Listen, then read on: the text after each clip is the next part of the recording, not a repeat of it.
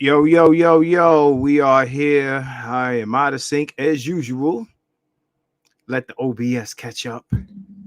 Okay, let the OBS catch up. What's going on?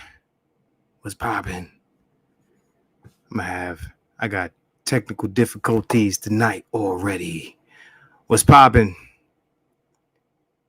Let's start out by making sure I'm being heard.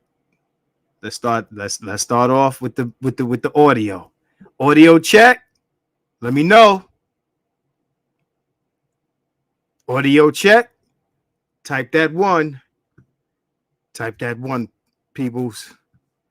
Type that one for me. We're gonna be doing a lot of screen sharing tonight because I got technical difficulties with my my picture-in-picture. Okay. So here we go. Like we always do around this time. Turn this volume up. Yeah, like we always do about this time, man.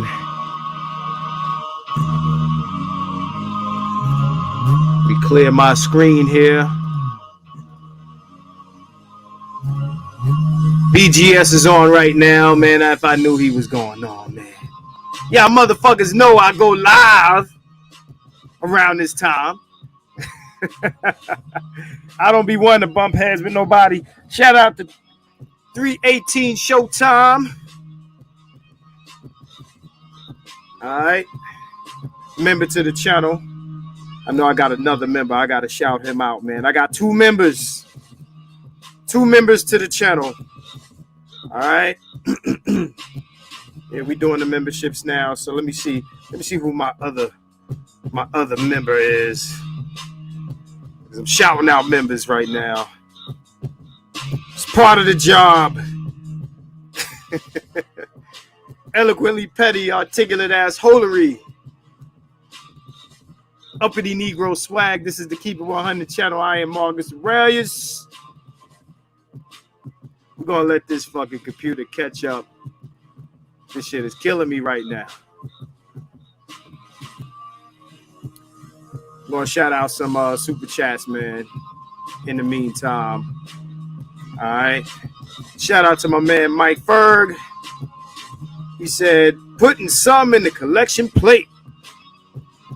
I appreciate that. I appreciate that. All right, my man Mike Ferg, my man Marvel 318. All right, he said, "Paying to keep it 100 tax." Paying to keep it 100 tax. I appreciate that because I tell everybody, hey, man,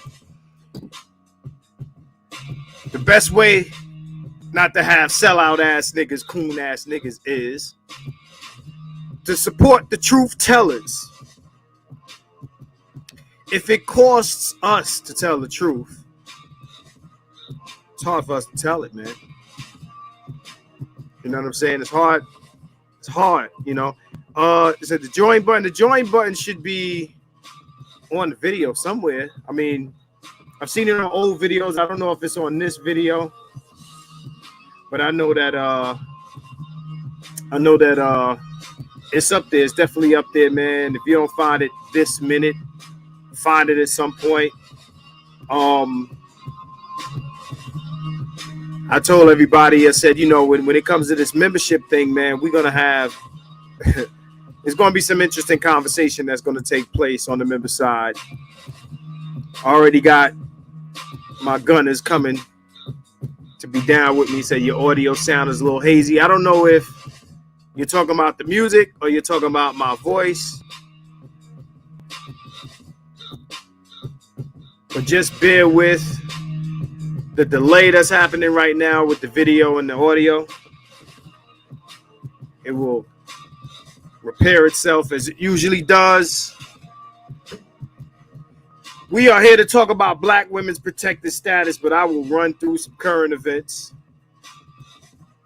I wanted to do some picture-in-picture, but, you know, my switcher is not cooperating with me. I don't know why. You see something here. It's not cooperating with me at all.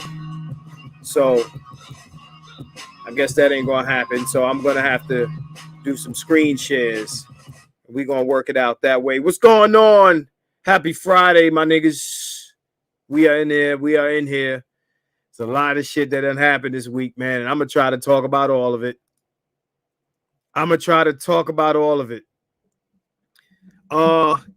Quick says he can't hear my voice. I don't know how I sound to nobody else, man, but let me know if I'm not coming through right or if I'm distorted or whatever.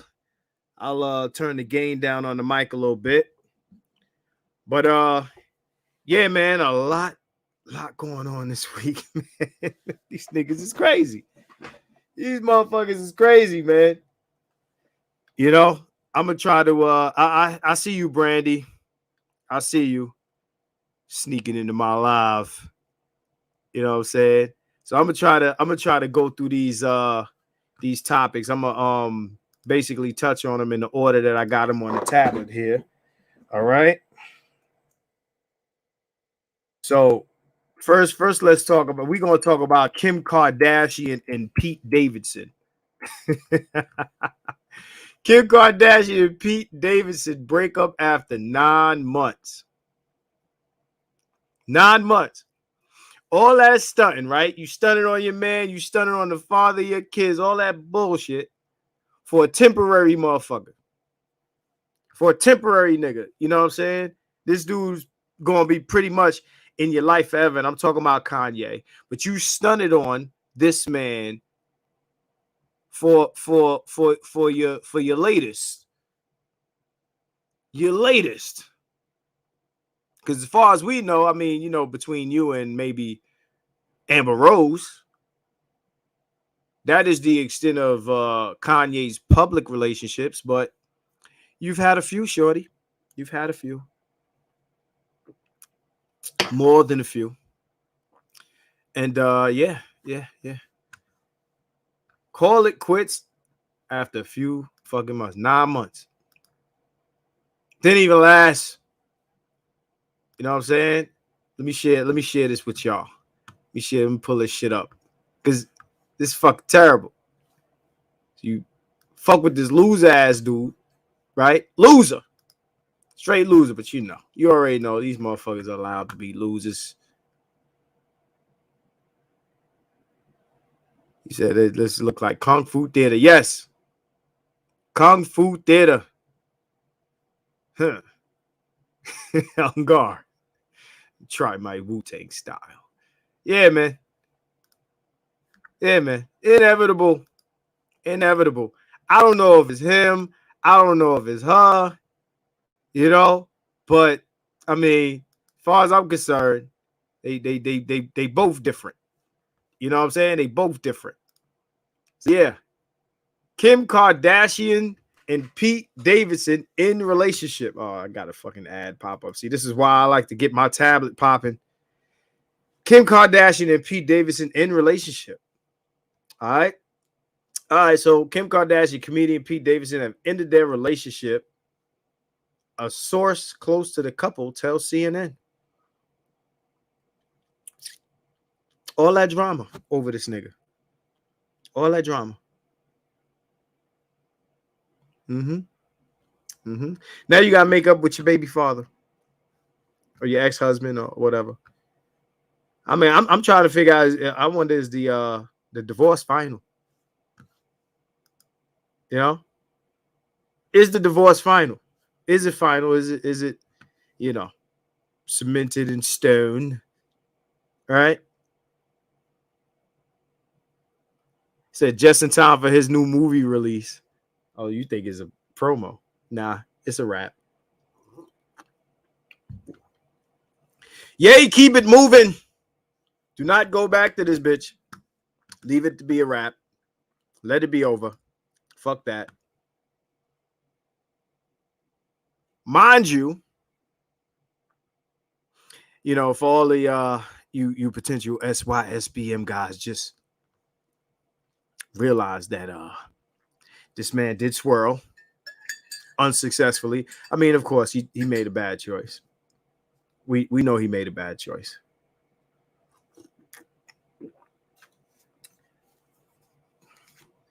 She has a history. Kim Kardashian is the new Elizabeth Taylor out this motherfucker. Her and J-Lo. These bitches get married like, shit is in season. Yeah, man. My man, he said, no, skip that. Nah, we talking about that shit. You know what I'm saying? Damn, I just wish I could use my fucking shit here, man. I had all these shit set up. Damn it. So we're gonna move on to the next thing. You know what I'm saying? I don't know, we've all been talking about this shit this week. The Beyoncé-Kelis thing.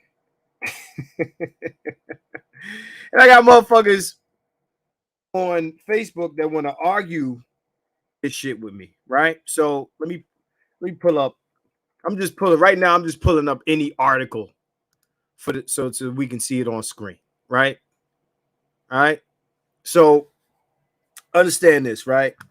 Let me pull that up now.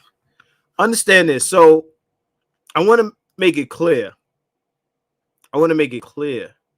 That I'm not a fan of Kelis as a person. I'm not a fan of Kelis as a person. Okay. I honestly feel like she's a fucking nut job. To be honest, right? So here we go.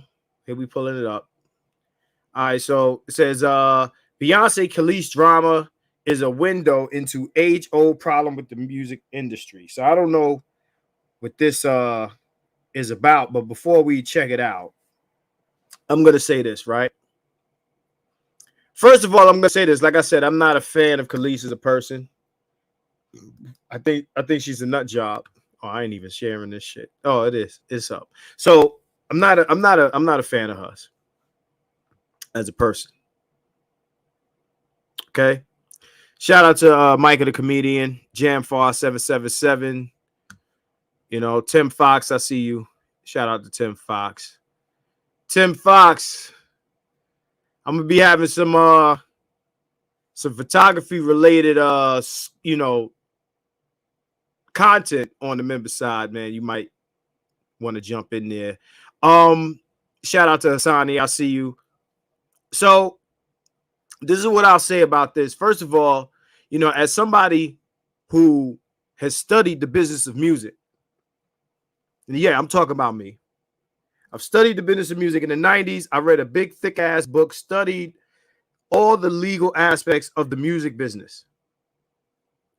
If there's any music business people in this chat, if I say something that sounds like I don't know what the fuck I'm talking about, I want you to call me out on it. That's how confident I am in what I'm about to say. Okay? That's how confident I am. Because in the 90s, when I was an artist, shout out to Brotherly Love 215-215. He has just joined. He is my newest member. I appreciate you, brother. I appreciate you. All right. So, I ain't got no little sound effects that, when somebody joins, cha-ching, ka-ching, ching, blah-ding-ding-ding, when somebody, so I got to put you on screen and shit like that, Trackside cameraman sends me a lot of cash apps while I'm not on the air, I want to shout him out. He sends me cash apps while I'm not here, right? So shout out to him.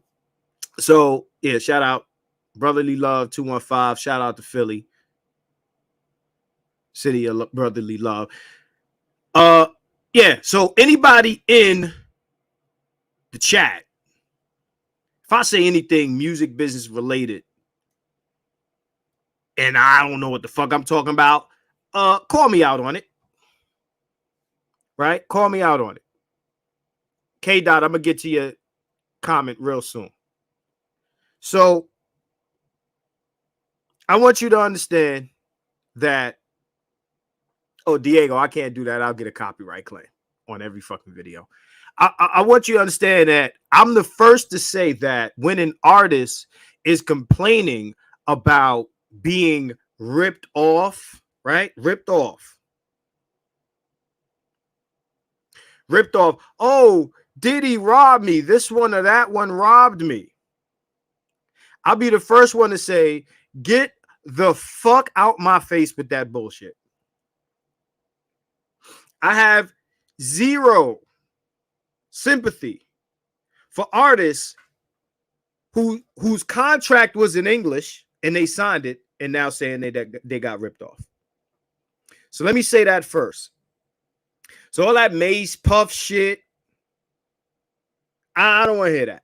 You signed a contract that was written in English and the shit was written in you know, Indonesian. You should have got an Indonesian lawyer to read that shit to you. Okay? So understand this. This is what I'll say. Kelis's issue is not legal. She is not claiming that Beyonce is ripping her off financially or legally.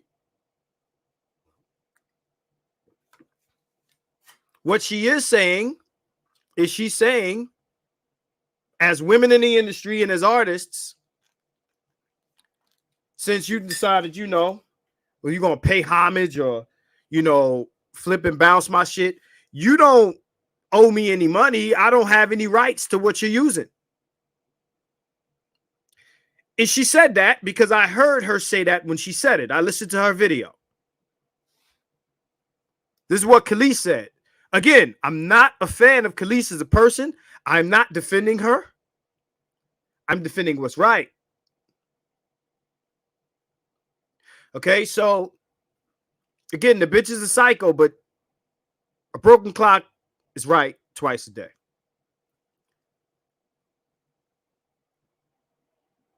All of these, you know, and I'm gonna say names. Fuck that. I seen a post from Dennis, and I do mean Sperling, where he basically went at Kelis for speaking out on this. Now, Kelis says that Pharrell ripped her off, basically tricked her into giving up songwriting or you know, publishing rights, publishing credit, publishing rights to a bunch of her music. So when you look up songs by Kelis, you're not going to see her listed as a songwriter. You're going to see written and produced by the Neptunes. Right. Written and produced by the Neptunes. Basically, she's saying that he ripped her off early and she signed a contract basically ripping her off. Understand that part of the argument I'm not interested in hearing. Bitch, you signed a contract.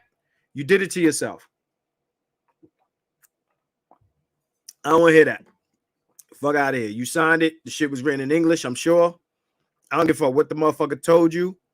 Should have got you a lawyer to read that shit over to tell you what you were signing.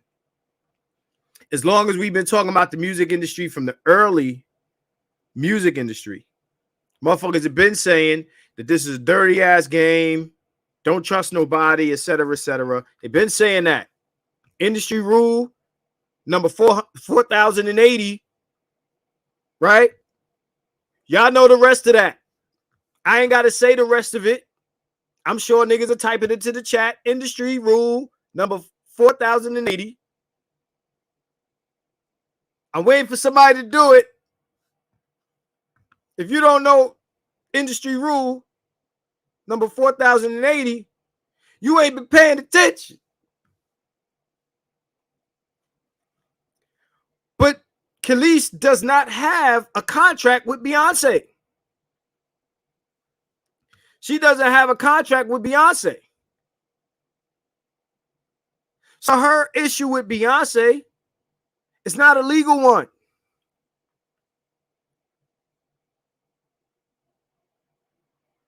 It's not a legal one. Record company people are shady. It's not just record company people, anybody in the game. Sometimes I ask myself, was Pharrell fucking Kelis? But that's for another day. What I'm saying is, basically, she's saying, hey, look, you use my shit, right? And she didn't sample directly from the record. They flipped it. Like, I haven't even heard the record, but from what I told, it's an interpolation. And what an interpolation is not a direct sample. Is if, Biggie, Biggie, Biggie, can't you see? That's an interpolation, right? They sung it over or some shit like that, right? Where it's not a direct recording sample, but you know where it comes from because they use the melody or some shit like that. Understand, songwriting is not just the lyrics, it's the melody. So if I sing your melody with new lyrics, you still owe me publishing if I own the publishing. Kelis never said anywhere that Beyonce owed her publishing. She said, bitch, give me a shout out. That's it.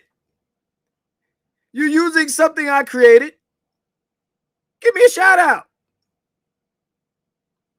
If I took some pictures and sold them to Playboy, or better yet, if I sold them to Joe Blow, and then Joe Blow sells them to Playboy, and they don't credit me as a photographer, I'm going to feel away. I'm going to feel away. Because you're taking my shit and you're not attributing my work to me. I've had issues like this. I could have sued niggas. But, record company people are shady. The problem here is, okay, when y'all want to talk about Bad Boy and Puff, we're totally under the understanding that, okay, Puff tricked niggas into signing contracts. Everybody get mad at Puff. Everybody get mad at Puff. Puff is a snake. Puff jerk niggas. Puff this, Puff that. But we love Beyonce, right? We love Beyonce. And Kelis is irrelevant. So let's take Beyonce's side, right? Because we love B. And this goes back into the whole, you take the side of the person you like. Yeah, average black guy. Yeah, the audio's not synced. We'll get there. We'll get there. Right? So understand, we're giving Pharrell and Beyonce passes for doing legally acceptable record label shit or music industry shit.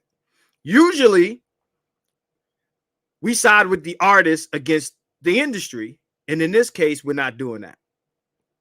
And I was kind of shocked to see certain people take the positions they took. Right? Artists. Motherfuckers are the artists.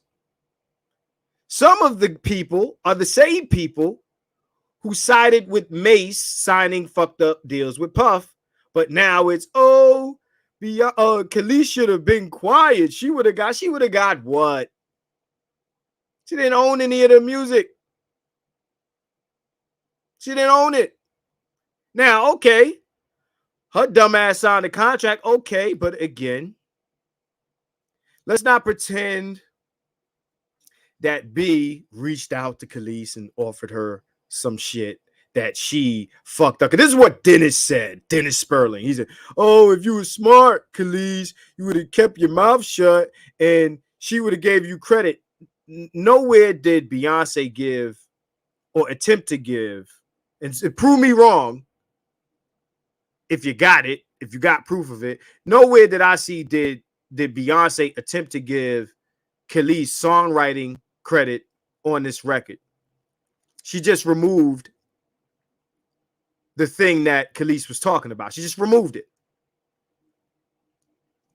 She just removed it. Oh, okay, bitch, you want to talk shit? I'm going to take your shit off. Now, of course, this shit has to do with her and Pharrell, like, because Pharrell worked on the record from what I understand. And from Kelis's, point of view, she said Pharrell likes to do little fuck shit. Again, I don't know what their issue is, but he likes to do little sneaky fuck shit. And, it is what it is, but it's just amazing how I'm watching people defend Beyonce's side of this, But again, I mean, who's to know that even when they, I mean, Beyonce's pretty hands-on. So I want to say, well, how do we know that Beyonce was aware or present or this and that and the other for the production of the record? I mean, shit, if you heard it, I mean, if it has a milkshake sample in there, I'm sure the shit was apparent enough. Kelis heard the record and felt the way about it. And yeah, man. I feel like for her to say what she said, and I'm talking about Kelis, someone who I'm not a fan of, right? I'm not a fan of hers, but she has a point here. She has a point here. Hey man, you're gonna use my shit, shout me out, give me some credit. Not necessarily credit like on like points, but like just say, hey, shout out to Kelis, put me in the video. Maybe. I don't know. Maybe. So we're going to move on to the next thing. This is a lot to talk about today, but I just wanted to touch on that because I had not touched on it, right? So let's move that shit out the way. And hold on, what the fuck is this? Let's get that out of there, right? So I'm gonna share something else with you. Okay, so you're gonna like this one, Mr. Masante Bay. So okay. In other news, right? Rapper Mystikal. I'm gonna use code words. Code words is in effect. Code words is in effect. Mystikal accused again. Your boy Mystikal is at it again. Danger! Danger! That's my song for the bitches if you meet Mystikal. Danger! Shit. 3 times. 3 times. My man has been accused of the same shit 3 times. Before we get into this, I'm going to address K. Dot. So K. Dot asked me, you've said that black men and white women have a higher divorce rate. I said that? My question to you is, how does black women and white men's marriage last long? Because that's what I hear them say. Well, we're going to have to look into that after I cover these current event shits. This what I've been told. I mean, well, they have a high. I don't know who they have a higher divorce rate then, but I know that I've seen some stats that point to black men and white women having a high divorce rate. And I have an opinion as to why that's true, and I'll address it in a few. Right. So let's continue down the line, K. Dot. I got you. So rapper Mystikal accused. It's always the same charges. It's always the same charges. He steal a bitch. He steal him first, and then he attack him. He steals him, then he attacks him. It's always the same charge. Is the kidnapping. And today's word of the day, folks, is pineapples. Kidnapping and pineapples. Okay. That's today's code word for the crimes of, Michael Tyler, the 51-year-old. Kidnapping and pineapples. He got one charge, he went to jail for. Y'all know about that. Motherfucker came home, got charged again, then got cleared of those charges. Second go round. This is the third charge. This is the third charge. He's been accused of this 3 times. I'm inclined to believe that this motherfucker is guilty. Guilty. All right. So my man Bay said first time is an accident, second time is a trend, third time is a problem. I agree. This motherfucker is guilty. And the sad thing is that I have to sit here and say that accusation, that charge that he got cleared of, he did that too. In the words of Kanan, that nigga did that shit. He did that shit. I feel like all 3 times this motherfucker was guilty. You don't no. Mystikal was a star 20 plus years ago. We talking about No Limit. No Limit Records is 20 plus years ago. This is the 90s. It's 2022. It's 2022.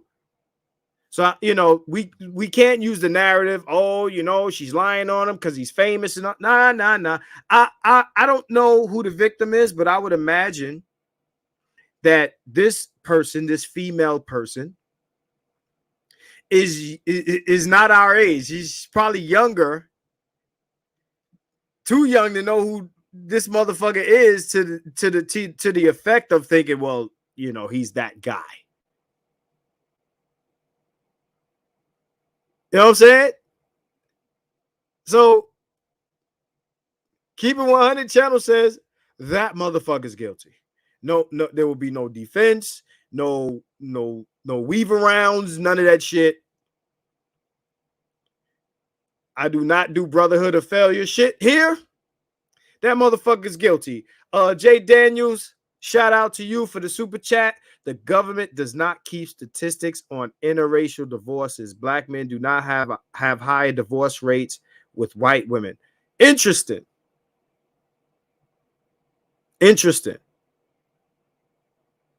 We are going to stick around, Jay Daniels, because I want to examine this.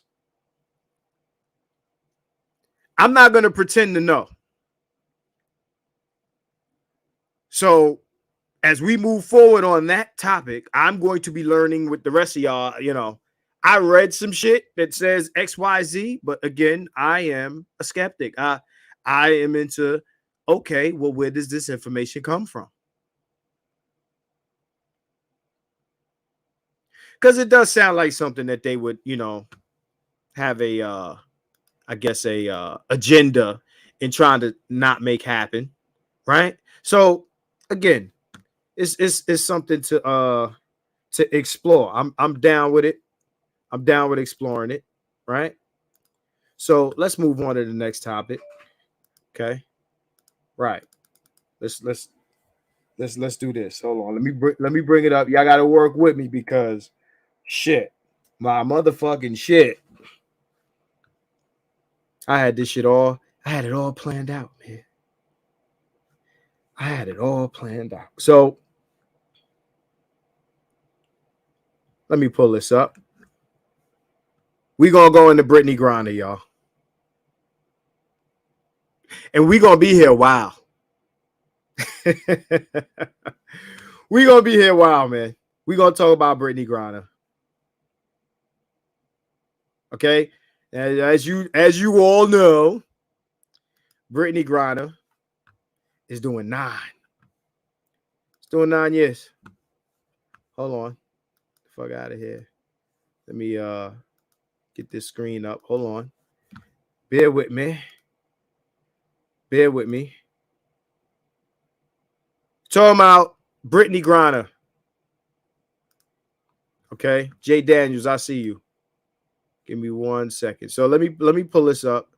Brittney Griner and her shit that's going on right now. 9 years in prison for smuggling weed into the country. Right? So, and this is part of the my point, my larger topic that, black women are protected class.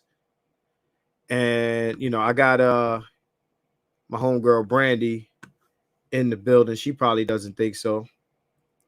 But I'm going to explain why. Black women are a protected class in the United States of America. They just are. All right? Like, if you think about it, just the fact that there's a WNBA, period. All right? We have to talk about, these women need to be paid more. Brandy, you still there? Say something.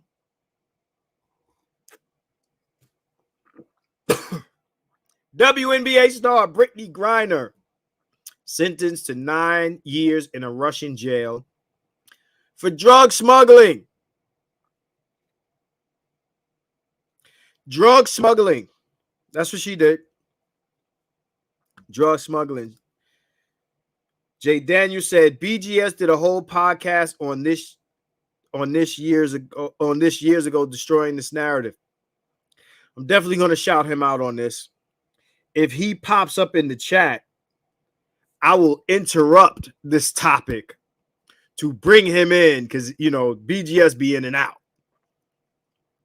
All right. I will drag his motherfucking ass in here to speak on that if he has to get in and dip out. So, Jay Daniels, I appreciate you saying that. And we are in sync for the time being, right?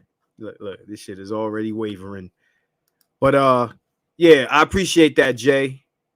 If BGS pops up in here, I'm going to interrupt this conversation temporarily so we can attack that.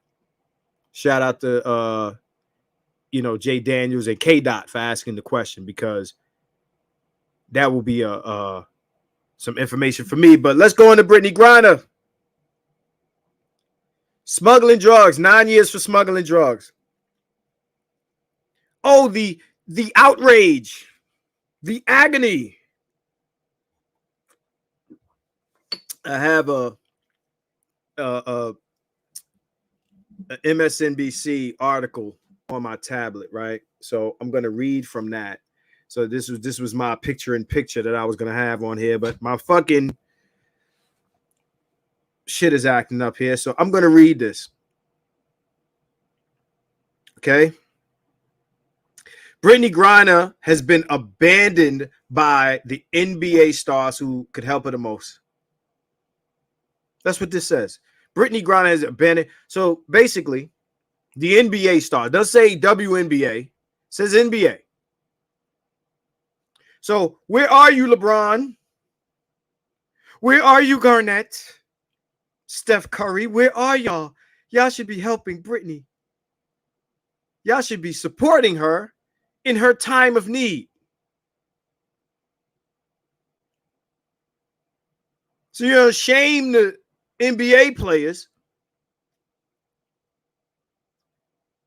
because they're not being more vocal. Like this is some Breonna Taylor type shit, right? So, and we're gonna get to that later.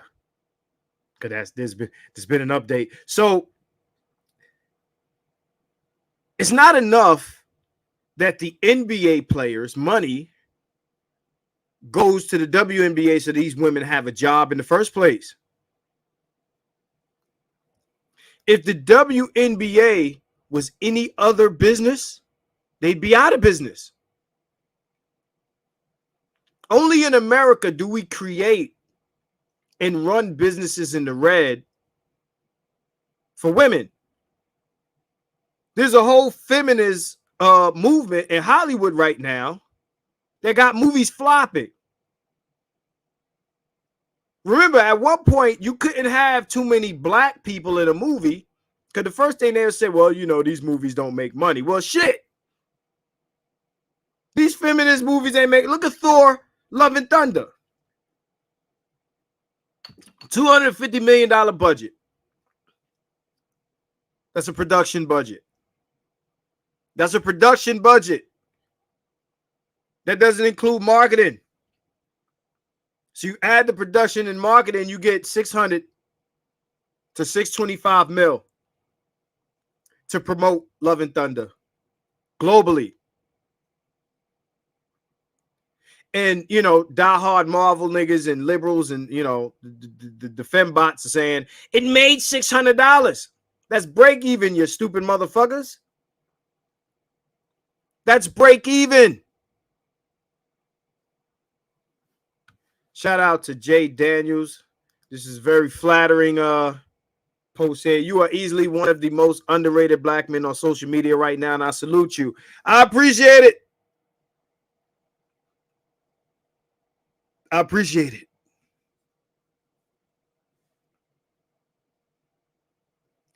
Shout out to Bernard Riley.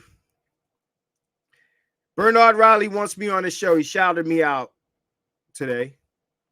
I was watching a stream of his, and he shouted me out, said, hey, man, I've been trying to get to you for a month. Shout out to Bernard Riley. So look out for that. Bernard Riley wants to talk to the dighead of YouTube. So shout out to Bernard Riley. I'll be, I guess, on his platform at some point. I don't know what he wants to speak on. Don't ask me. But I don't know how, you know, clean his platform is. But, you know me. I talk shit. Shout out to Jay Daniels. I appreciate that compliment. What I'm saying is, only in America do businesses run in the red to satisfy women. To keep women happy, they're spending millions of dollars in ruining billion-dollar franchises. These are Marvel and Star Wars. These are billion-dollar franchises. Billion-dollar franchises, yo. To keep these women happy. And they don't even support this shit. They just want it to exist. Bill Burr said it best. You know, they failed in the WNBA, right? But here is saying Brittney Griner has been abandoned by the NBA stars who could help her the most. Let me tell you something. Simp cost.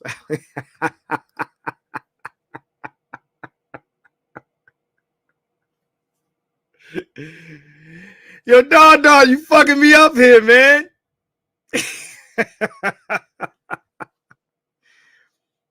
Okay?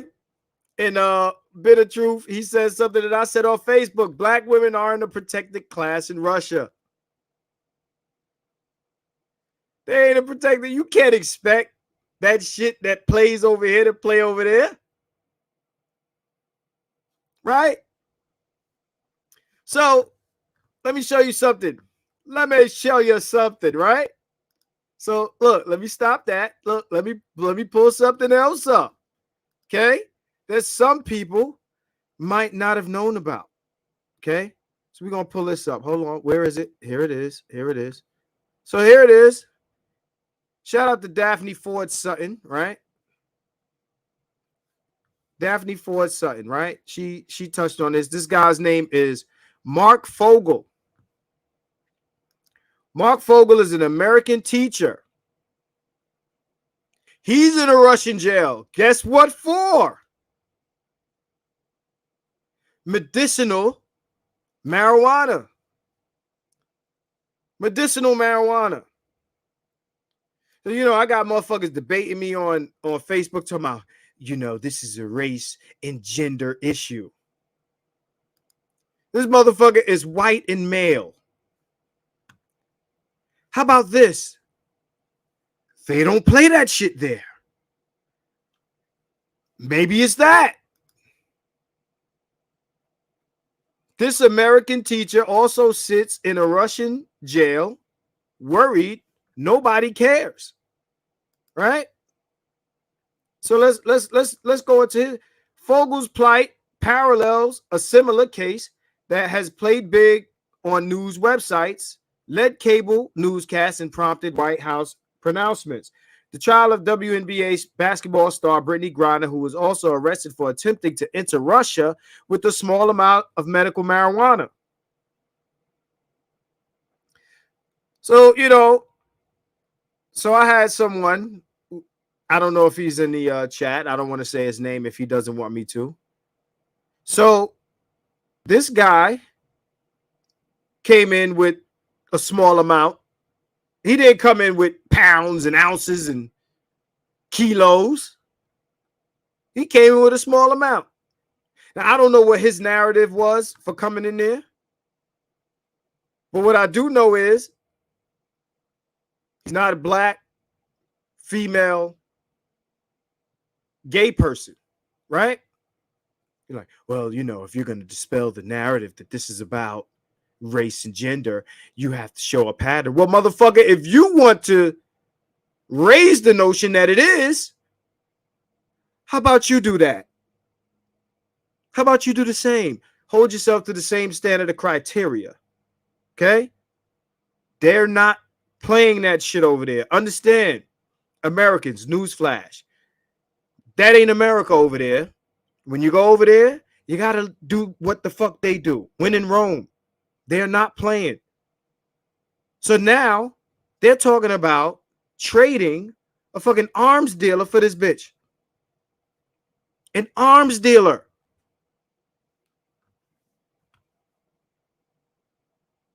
An arms dealer. This bitch is not Ethan Hunt. She is not an asset. She's not LeBron. If she was LeBron, bitch ain't LeBron though. It ain't Ralph though. Bitch ain't LeBron though. If this was LeBron, these same bitches that's crying will be talking shit about that nigga shouldn't have did it. He shouldn't have did what he did. He shouldn't have did that shit. So this man sitting over there, we wouldn't even be talking about him right now, right? We wouldn't even be talking about him right now. It's a teacher. It's a regular guy, a teacher. 16 years. Wait, hold on. No, that's not him. 14 years. He got 14 years for the drug charge. She got 9. What a travesty. So if anything, they were light on her. If anything, they were light on her. They gave her less years, which is kind of like what they fucking do here, right?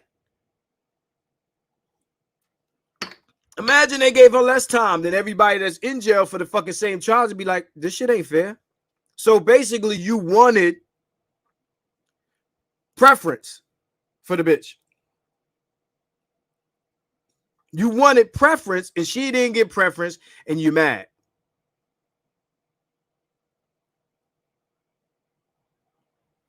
Let's read through some of these comments. Okay. Get the fuck out of here, man. Yeah, he said, okay, yeah, they are. They're just not white woman class protected, and that's what they want, but it ain't happening. It's not gonna happen. Outspoken introvert, that's coming. That's on the list. That's coming. Okay. Oh yeah, we talking. It's in the tablet. I don't think I don't see your comment. That story's coming. All right, so we went through that already. Like, what are LeBron and Steph Curry supposed to do? It makes some noise. Black women like symbolism. All you got to do is get up there and say, this shouldn't happen. And yay, thank you. I mean, they ain't going to Russia to break the bitch out of jail. That ain't happening. LeBron like, fuck that. I got a family. Fuck out of here. What the fuck do you want them to do? They just want you to make a statement. Say, yeah, Russia don't play that shit. No leverage. Now that shit means nothing over there. They not liberal over there. What the fuck is we in a conflict with these motherfuckers right now? Fuck is wrong with you? Well, she wouldn't have to go over there and play ball in the first place because she only makes $270,000. Stop comparing these regular bitches. Here you compare to LeBron. They want to pick the motherfucker getting paid the most money to say this isn't fair. He's making this amount of money. And she's not his equivalent in her own league. From what I'm being told, I don't pay attention to none of this shit. She's not the LeBron of the WNBA. Now, if you want to make Serena Williams arguments, right? Okay, that might stand. Because although Serena can't fuck with the male tennis players, she's busting bitches' asses. If you want to make a LeBron or better yet, a McEnroe or Agus, what's his name? Arthur Ashe or whatever, you know. I forgot the motherfuckers. I fuck with boxing. But if you want to compare these women to the top motherfuckers in, men's sports or men's spaces, they got to be the top women. They got to be the top women. K. Dot. That's facts, bro. Black women are definitely a protected class in America. They don't hold these hoes accountable for shit. They allow them to lie on black men 24/7. Again, understand that it's this type of shit that's afforded them this because, again, they play this victimhood status into shit like this to where it's like, okay, the government is about to trade a dangerous motherfucker for you. Somebody that they should be trading for a U.S. government asset. A U.S. government asset is what they should be trading for, not a ball player. Okay? So Dardar says, got to go to these other countries humble and respectful of their laws, which means learning them. Yeah. Hit the internet and say, hey, what the fuck should I not do in Russia? And I have a little list here. I have a little list here. Where's my phone? Oh, my fucking phone. Oh, no, I got my phone in my pocket. Good. I ain't got to get up. Things not to do in Russia. It's a list. There's a list of shit you don't do in Russia. Might be on my tab. It's a list of shit you don't do in fucking Russia, man. Okay? One of them is take your shoes off in the fucking house. Shit like that. Take your shoes off in people's houses. That's on the list. Don't wear your shoes inside. 11 things tourists should never do while visiting Russia. I'm going to just read through these. Don't wear your shoes inside. Don't whistle indoors. Don't leave empty bottles on the table. That's weird. We don't give a fuck. Don't do it. It's our country. We don't like it, so don't do the shit. Arthur Ashe. Thank you, Diego. Andre Agassi. I was going to say Agassi. I was like, damn, it's Agassi. I don't want to say Agassi and sound like, because I was thinking Greg Louganis. That's a fucking swimmer, right? So, yes, Andre Agassi and Arthur Ashe. Yeah. If you that level of player in your league, then we can make comparisons. Don't leave empty bottles on the table, niggas, when you go to Russia. Don't do it. They don't like it. I don't give a fuck how you feel about it. Fuck that. I'm going to leave my shit on the table. Okay, good luck. Don't smile all the time. That means you, bae. Stop smiling, you happy motherfucker. Don't sit by the corner of the table. This is another Russian superstition that people still believe, especially when it concerns a young single lady. These are things based on superstition. They're superstitious. That's what a lot of this shit. Russia is a country full of ancient superstitions, and if you're visiting, you might be curious as to why these old traditions still seem to dictate how a person should and shouldn't behave. Just understand that we got a lot of weird beliefs here, and we want them respected. So when you go to other people's shit, respect their shit. Respect their shit. So Outspoken Introvert says NBA annual revenue is 8.8 billion and WNBA is 60 million and still in the red. It's the annual revenue. So you want to pay them more. $270,000 is good money when you ain't trying to compare yourself to the top dog in another league who is making people more money than you are. Okay, yeah, she's overpaid. If the whole league is making 60, they're like, well, LeBron, I think LeBron makes more than the NWA by himself. He makes, okay. Diego says, like the Marine that's stuck over there. So there's a bunch of people in Russia that the U.S. doesn't give a fuck about, but they want to rescue the black woman.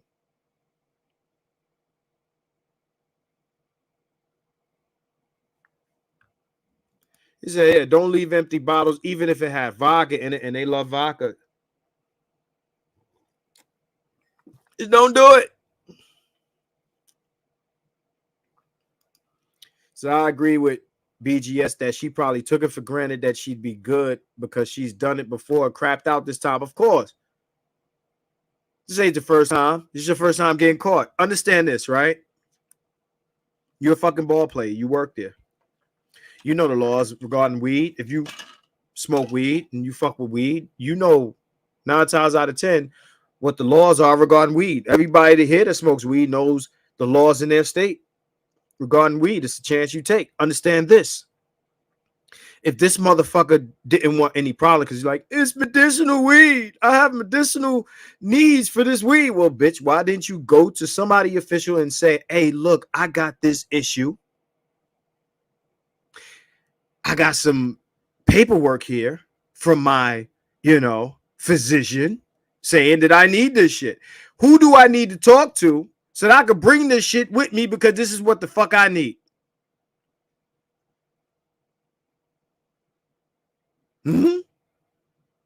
Is there not weed in Russia that you can get? A connect out there? I don't know. And even then, you're taking a chance.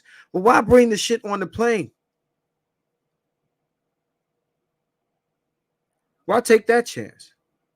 With all the protocols that they got in place to catch your ass, you think you're smarter than the dogs and everybody else?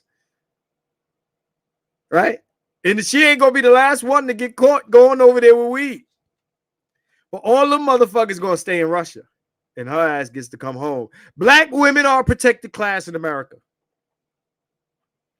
We unprotected. Bitch, no, you ain't.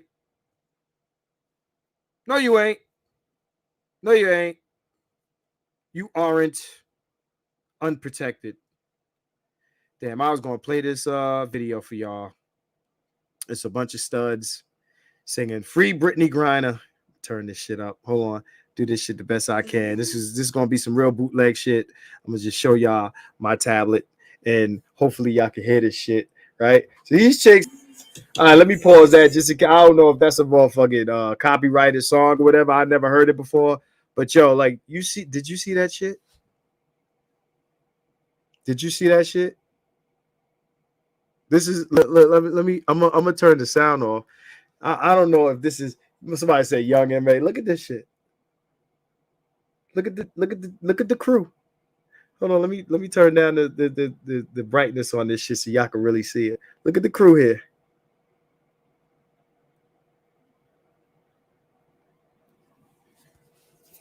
His will be done.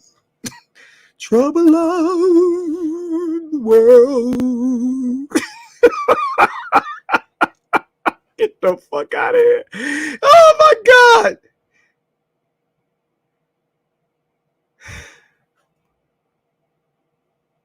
Wade in the water. These motherfuckers acting like this bitch is a political prisoner or she Harriet Tubman or some shit. Knock it off. Knock it off. Knock it off. You snuck weed into a foreign country. You got caught. Like the bitch that was running in the Olympics, you got caught. They should let her run. Bitch ran and lost. No, look, it's from TikTok. It's not actually made for her. Made for who? What are you talking about? For Brittney Griner. The shit says Brittney Griner on it. Look, somebody, I don't give a fuck if they stole some shit from somebody else, put Brittney Griner, free Brittney Griner on it. Somebody turned it into that. And I said the sounds of stunness. Donnie, you crazy. You're wrong. You're wrong for that. My man said the sounds of stunness. Tough luck, nigga. All right. Janfar says, definitely think her arrest had to do with the special operation. She was doing the wrong thing in the wrong place at the wrong time. Bitch got caught. That's how I see it. Clutch and stick. There used to be a video of some Russian dudes beating a drug dealer to death with a heavy gauge cable. They had him duct taped to the porch of a rural cabin. She might be getting off. She's definitely getting off easy. Let me tell you something. Nigga got killed in Greece for what? Talking to a bitch? Talking to a bitch. Y'all remember this case? Nigga went to Greece. He was with a female or some shit like that. Or talk, I forget the details. These motherfuckers beat him to death and beat the case. The end. No government involvement, no U.S. inquiry, none of that shit. Nigga dead, and that's it. Case closed.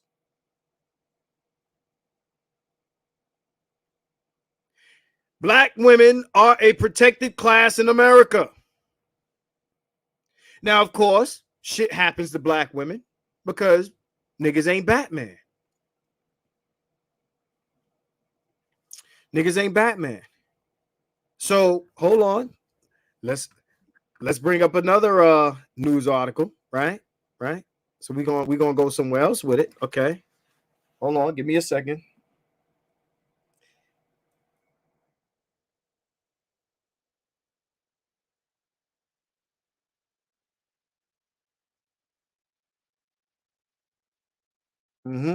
Black women, protected class.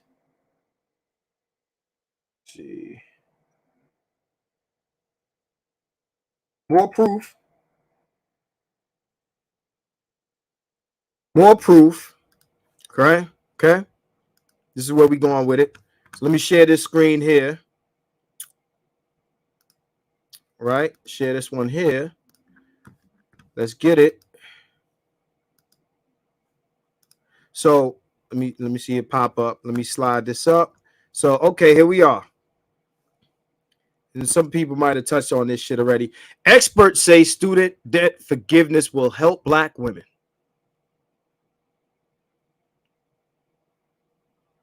Who? Experts. Who said it? Experts, nigga. Yeah, Brandy. Yeah, understand, Brandy. I understand the song wasn't made for her, but they took the song and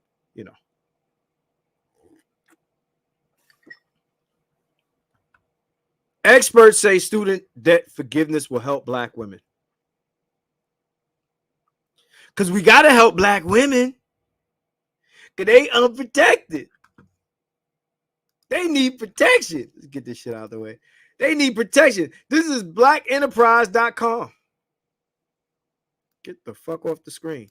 Blackenterprise.com. Experts say student debt forgiveness. Because, got to keep the women educated, the women's. Right? No thanks, motherfucker. Get the fuck out of here.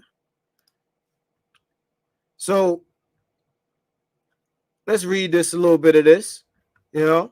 Diverse. Oh, this shit is stuck.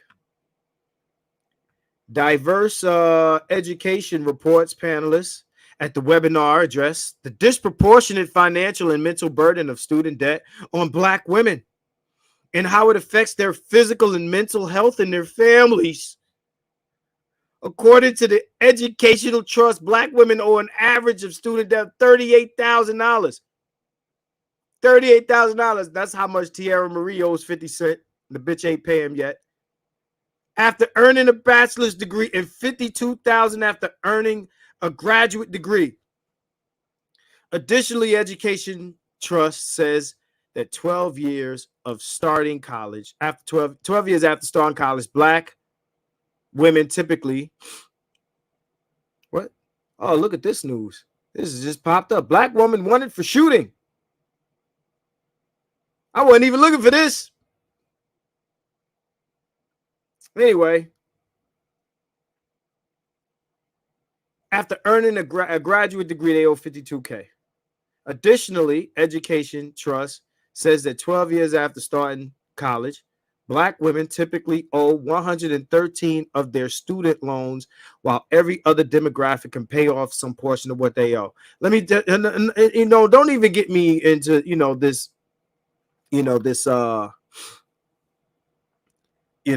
perpetual education culture with Black women. Like, these chicks is like professional students. They stay in school. Like, you get a degree, you decide, I don't want to pursue that. So then you get another degree, decide you don't want to do that. Because for them, school isn't a lot of times the means to an end, meaning they don't go to school to get the degree to get the job. They go to school to get, the title of educated. We educated, and then they go to another school to get some more education. Now I'm more educated. Y'all niggas is stupid. I'm an educated motherfucker. I'm educated. Get on social media. Y'all niggas ain't educated. I'm better than you. Meanwhile, a nigga making 6 figures doing some non-educated shit, some non-educated blue collar shit, and she better than him because she got a degree and she going for her other degree and she is in in debt for his whole fucking yearly salary.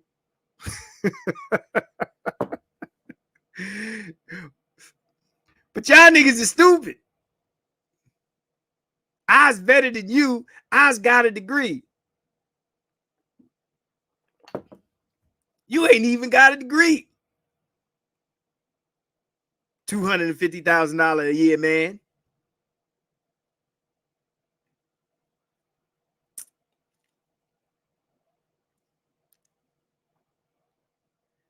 But let's go into this. Student debt forgiveness, right? Will help Black women. Because we got to help Black women. Because, niggas don't owe no money for student debt, We ain't the most educated. We picked up, Fuck that. Let's get some trades and get money. Certifications. Degrees is degrees. Niggas get certification. Nigga get certified for some shit that make money. Keep it moving. Bitches want bragging rights that come with degrees. You're paying $52K or more for bragging rights. I got my master's in what? some shit that you don't even do professionally. You ain't getting paid for. All these things in our culture that they're doing to put black women in a good space. Yet they're unprotected and nobody provides for them, right?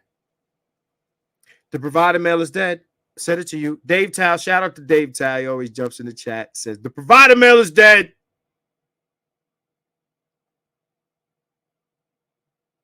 Black women are protected class in America. Okay. Let me see. The sounds of stunness. Donnie, you wrong for that shit. There's a small price to pay to be strong and independent. It costs to be the boss. Y'all want to run shit? It costs to be the boss. Being the boss ain't free. You want to be boss bitch, right? Every time you see boss bitch typed somewhere, the two S's in boss bitch are what? Dollar signs. Bitch, it costs money to be the boss. So pay it. Stop looking for help. They need to cancel student loan debt. They don't cancel. These are the same women that got mad when Robert Smith paid a bunch of niggas tuition because niggas don't deserve shit. Niggas should pay their own shit. Bootstrap, nigga. Be a man. Pay your shit, niggas. Bitches is on GoFundMe trying to get PPP money to pay the government back, but niggas can't get their tuition paid by a black billionaire because he married to a white woman.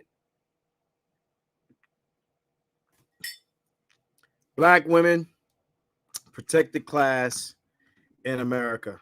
That's what the fuck they are. That's what they are. So we're gonna leave this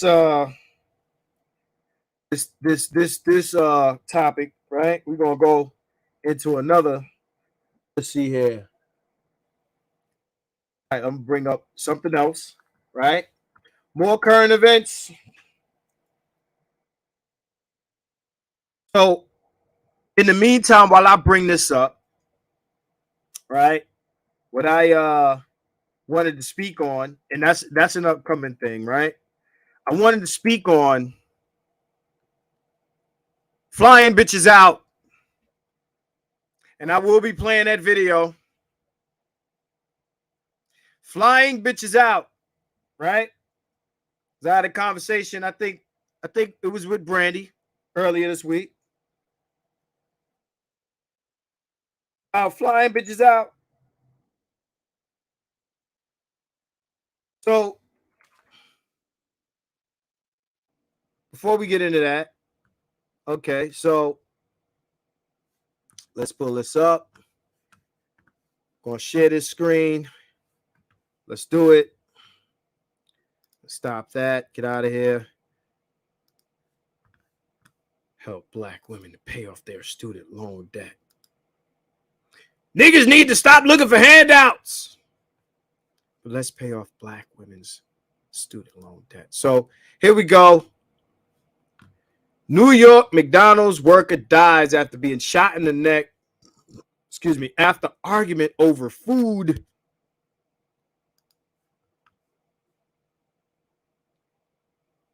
New York McDonald's worker dies because he was in critical condition after argument over food. Cold French fries. Matthew Webb, 23, was working at McDonald's.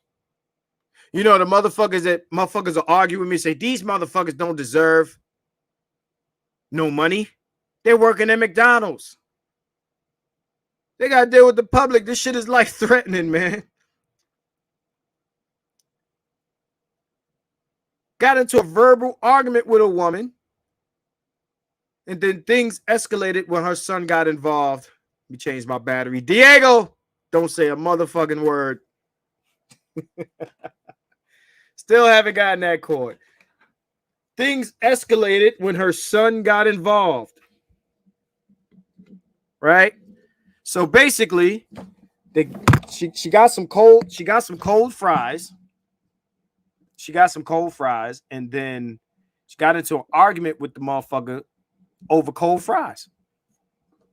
Got into an argument with the employee. So she got her son involved. Says something about, to take care of the situation. What do we always talk about? We talk about proxy violence, right? So she went and got her son, and her son got into the shit and shot the worker, shot the McDonald's worker, shot him in the neck, some shit like that. He got shot in the neck, right? So dude, went to the hospital, was in critical condition, and now he's dead. He's dead over cold fries. Okay, so let's read some more of this article, right? Because there's a part that's very important. So the argument escalated and spilled out onto the street when the woman's son, 20-year-old son, got involved. Okay, so Morgan, 20 of Brooklyn, was arrested and charged with attempted murder. Well, now it's murder, and 2 counts of criminal possession of a weapon.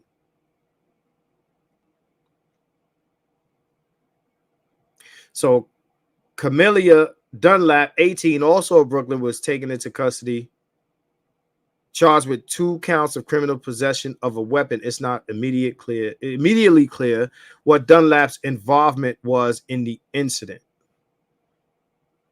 Okay. So, the shooting was just a month after a downtown Atlanta subway employee was fatally shot, and another was injured in June when a customer opened fire because there was too much mayonnaise on his sandwich. I don't give a fuck what y'all say about fast food workers. Let me tell you something. I used to work at McDonald's. I've worked at McDonald's. Okay. So I don't know if it's here. Okay, it's not in this article, but basically, what she said was, because I got it on the tablet,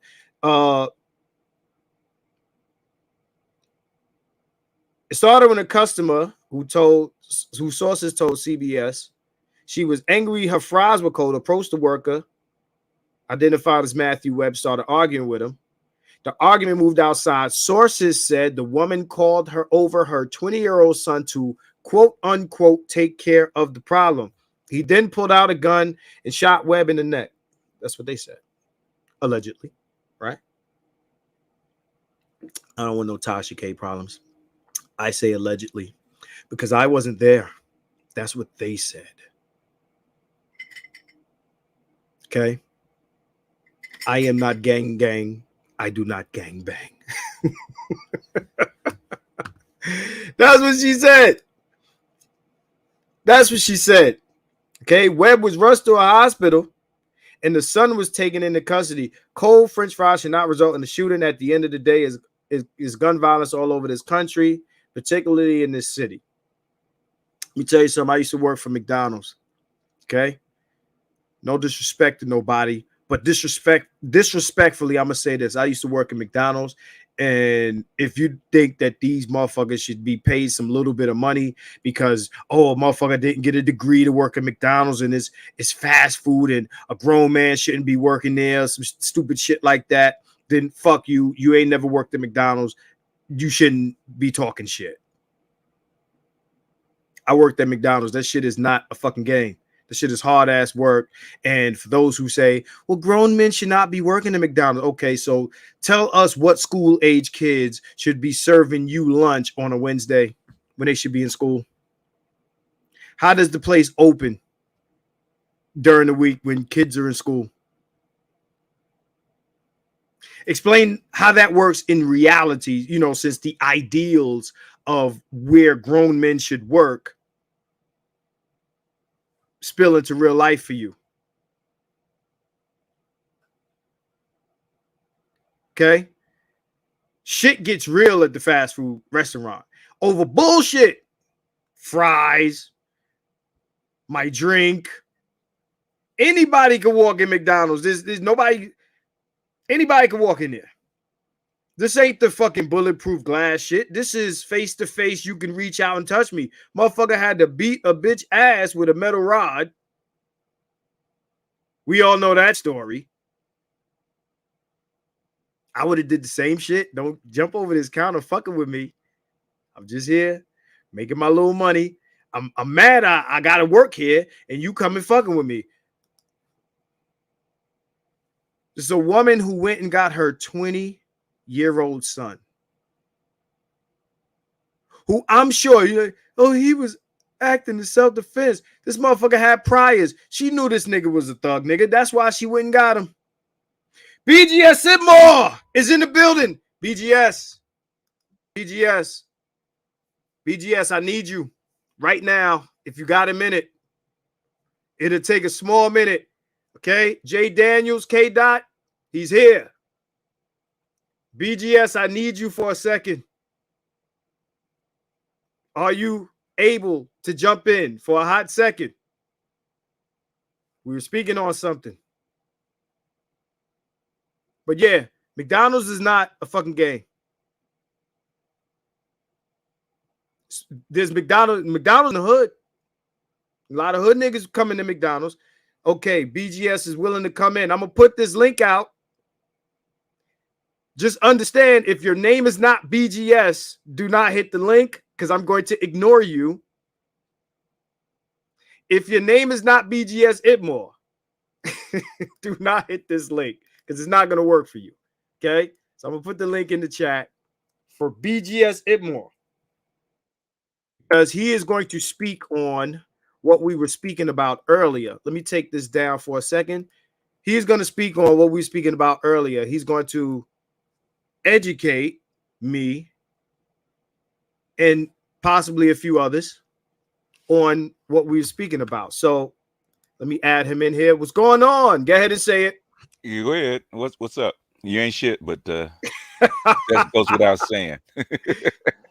But you already know you ain't shit. So hey, man, you wear it as a badge of honor.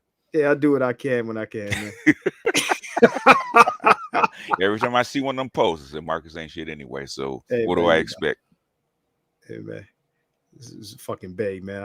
What did I fucking say, man? I just said Bay, man. You don't listen, man. See what I'm saying? Bay, Bay, you gonna have to hold tight, man. Go ahead, hit the link. All right, so we were talking. I'm looking for the comment, but I'll tell you. I had a guy ask a question on the divorce rates of black men and white women. Okay. Right? Yeah. So basically he asked me, this is K Dot. Okay. All right. He says, let me scroll all the way back up because I think his comment was early. So basically, he's basically asking about me making, I don't remember making this comment. I remember reading something about the divorce rates of black men and white women supposedly, allegedly being high. And then Jay Daniels mentioned you. He said that you covered this already. So years ago. Yeah. I told him, I said, if he jumps in here, I'm gonna get him in here. Yeah. And I'll pause the current conversation for you to address it because I need it said. So, and this is something that, again, I had to debate our friend. You know who our friend is. Yeah, I know about that. And go ahead, speak on it. Okay. This is something that's been circulating, especially in the manosphere, that they've been using, going back and forth. It's actually, in fact, if Crystalline Kerrison actually used this. It actually comes from a 2003 or 2004 Pew research survey. So the thing is like almost 20 years old. It's not even officially from a government statistics. It's from a Pew research survey. And if you see the little stick figures that they use to actually say who gets divorced most, okay, basically the United States really doesn't keep track of divorces by race for the most part. They do it individually, but they don't really do it for the most part. Like how they broke it down, but that was a survey by Pew Research. It wasn't an official government survey, and they've been using that for the last almost 20 years. So that's where it comes from. Okay. So everybody's been searching for more data on it to actually verify whether it's true or not. Nobody can find anything, at least in the 7 years that I've been looking at it. Right. So because Take it with a grain of salt. Right, because this has been an argument that, like I said, certain people who will go nameless have made, when it comes to, black men and their aspirations to,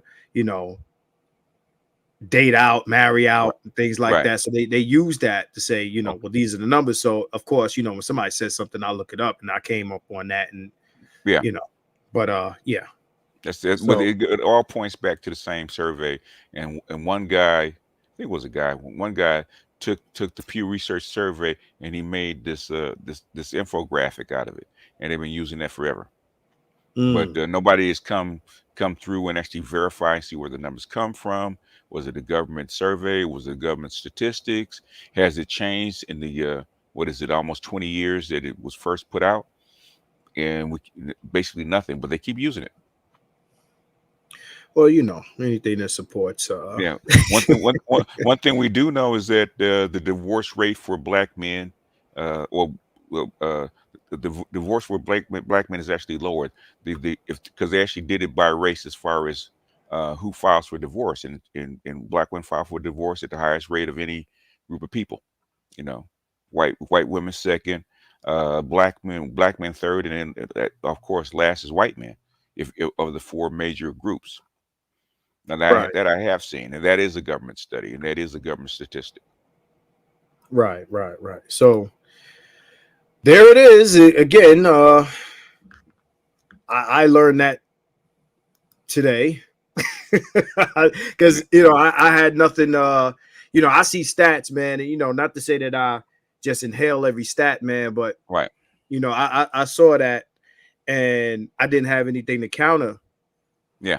So I had to rock with it. I didn't have anything to counter with it. So, but we appreciate that, and we appreciate you. Yeah. If you go back, just look at the stats. The number of divorced men, doesn't black or white is no more than like 10%, 12%. So it's not that high. So let's touch on what his actual question was. Since I got you here, he said you said that black men and white women have a higher divorce rate. Again, this is something I came across because Dickhead said it. But okay, my question to you is, how does black women and white men's marriage last long? Because that's what I hear them say. I have my own opinions, but I'll ask you since you're here. What is with both sides? Because you talked about two groups that have a lot of pressure on them when they date out. Just black men and white women have a lot of pressure on them not to marry out. Lots of pressure. So if there is any kind of rift or divorce, then that's that's where the pressure comes from. And plus white women, the black women and white men, marrying is a very, very tiny group. Because if you look at it, the number of black women married to white men, I think out of 20 some odd million adult black women, it's like 150,000. Just a tiny group. So since it's smaller, the percentage would be higher. Yeah. Well, yeah. Of course, the smaller percentage, then they naturally would stay together more because it's a tiny percentage. Yeah, because he says, what is it? How does black women and white men's marriage last long? I mean, but it's such a small sample, it's hard to say. Right. Yeah. So again, if these things aren't being explored, and you said Pew Research. Yeah, Pew Research. That's where it comes from, and that, like I said, it's almost the survey they did is almost 20 years old, and I can't remember exactly how many people in the survey. I think it was less than 5,000. So so it's not coming from data. It's a question. Yeah. All right. So K. Dot, there's your answer, and Jay Daniels, thank you for mentioning that this was covered already. Yeah. But it's old. In fact, it was Mr. Research actually covered it before I did. So it's a very old thing. So Hassani Bishop X says black women and white men last longer because only the highest level of sister marries a white man, less likely to divorce when hypergamy is at work. That might have, because if you think about it, since women file the most, right? Right. You know, the less likely a woman is to file, the less likely motherfuckers to get divorced. Yeah. You know what I'm saying? Like, you know, I mean that makes Yeah. sense. You don't see average size 18 sisters with a weave married to a white man to have an average divorce. Well, the thing is that the thing is only a very tiny percentage of white men actually marry black women. So that even though they've had access to black women for 300 years, um, it's a very psychologically they'll have sex with black women all day long, but they're Mhm. not gonna. They even have babies with black women. Okay, Right. because they actually have more babies a year by black women versus how many of them actually marry them. Oh, of course. I know Yeah. a few girls in the game that are baby mamas of white guys. Hmm. As much as they talk shit about us, I know I can name these women. I know them personally. These baby mamas of white guys, Yeah, it happens all. models, Instagram chick. Yeah, Yeah, it happens all the time. But the thing is that when it comes to baby daddies or abandoning children, it's always pointed at the black man. They never say anything about the white guys. right, I think there might be a shame that they got dumped by white men. right, right. Because and you know, average black guy, he said, if money is the motive, of course, it will last long. And that, I mean, that was the first place I was going. You know, Uh, but Actually, it's actually and this is something Clark talked. I was just reading Clark's parts of Clark's Black Ghetto. Um, and he actually was doing this work back in the 50s. He actually wrote the book in the 60s, right?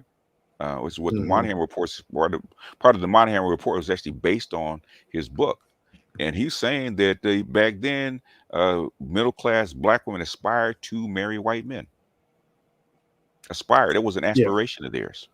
Now you said that black women choose a certain, oh no, it takes a certain type of white man. I will also say that it takes Yeah, a certain type of black woman to attract a yeah, white man. it does. It does. Right. It does. So I'm gonna bring, in my black women a protected class tirade. I was gonna let me bring this up here.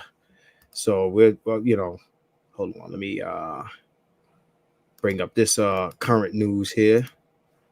This is about Breonna Taylor. Now Hmm. the feds have jumped in to charge the 4 officers Hmm. in the Breonna Taylor raid. Now Hmm. the feds come in, right? The Right. feds. Right. Now we've heard about, like, when you see black men get killed by the police and this and that, especially during the Obama term, hey, well, we're gonna have a Justice Department investigation, Right. inquiry, and all of this other stuff, right? Mm-hmm. And then after about a year, they drop it, Yeah. right? Hmm. Right? But the feds never really pick it up. They say, "Oh, we're gonna investigate. We're gonna look into it." Yada yada yada. But Yeah. here we are. These guys, I think they would the charges in the state were dropped, but the feds picked this up. Yeah. Makes sense. Okay, but how often? I'm gonna ask you because I don't really see often that the feds pick up a case of black men dealing with this type of issue. It doesn't happen very often. Normally, if it's that egregious, when a black man actually gets killed on a case like that, normally it's taken care of by the state.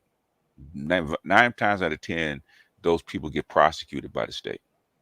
If it's that egregious, it has to really be egregious for the feds to actually pick it up because it's very expensive for the DOJ to actually investigate it. No, but here we are. Like, think about this, right? In all the cases that Uh, we've seen, the state drop. So okay. the state will drop the case, and we're like, well, are the feds gonna pick it up? And it doesn't often Yeah. happen. No. That after, now, if the state prosecutes, then the feds don't got to do shit. But Right. we've seen a lot of cases where the state is like, okay, we gonna let this shit go, we gonna let it ride, and then the feds don't do shit. But here we Yeah. are. Hmm. Breonna Taylor, all that bitching and moaning that black women did over Breonna Taylor during the George Floyd thing, because they Hmm. felt like it wasn't getting enough recognition, and you find out, she was holding drugs and all this other shit. Oh yeah. All of that stuff, right? Now, look, Mhm. I'm not saying that police were correct here. I'm saying that, okay, all this moaning and groaning, and here, Mhm. dun, dun, dun, dun, feds to the rescue type Well, shit. you know why? Guess it's it's called an election year, and guess what the Democrats are? They're behind 8 ball. So, and who's one of the biggest constituents? It's not that hard. It ain't that hard, folks. And there it is, man. It's Not that hard. Mr. BGS. I don't know why. I don't know why it's that hard. It should have been obvious. Oh, it's election year. The economy's all screwed up. The Democrats are going to lose seats. They got to find any way. They have to what do you say? Inspire and activate their base. I totally get it, but but what I'm tired is of the narrative, because I mean, these women don't get into police shit that often. The last time I've heard of a high profile, that was the girl that was holed up in some shit. I forget. Oh yeah, she's the one that held was her and her baby held up. I think was it Baltimore? It might be. Holed up in barricaded in her house with a with a rifle, holding off police. Right, something like that, and because they came to serve a warrant. Right. Yeah. So yeah, man.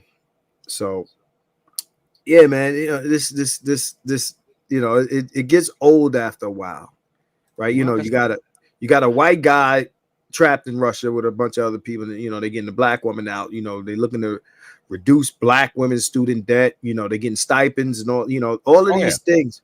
Oh yeah. All of these things that point to protection. All these things that point to protection and protective status, right? So at this point, I'm gonna bring in Mr. Bit of Truth Show. Hey man, turn that shit off, man. Oh my bad. I've been waiting on you and just scrolling through Netflix. So Corin Gaines, the outspoken introvert. He posted her name, Corin Gaines. Yeah. Again, they don't get into the stats on that were posted. They don't get into a lot of issues with the police. Nowhere near as much as we do.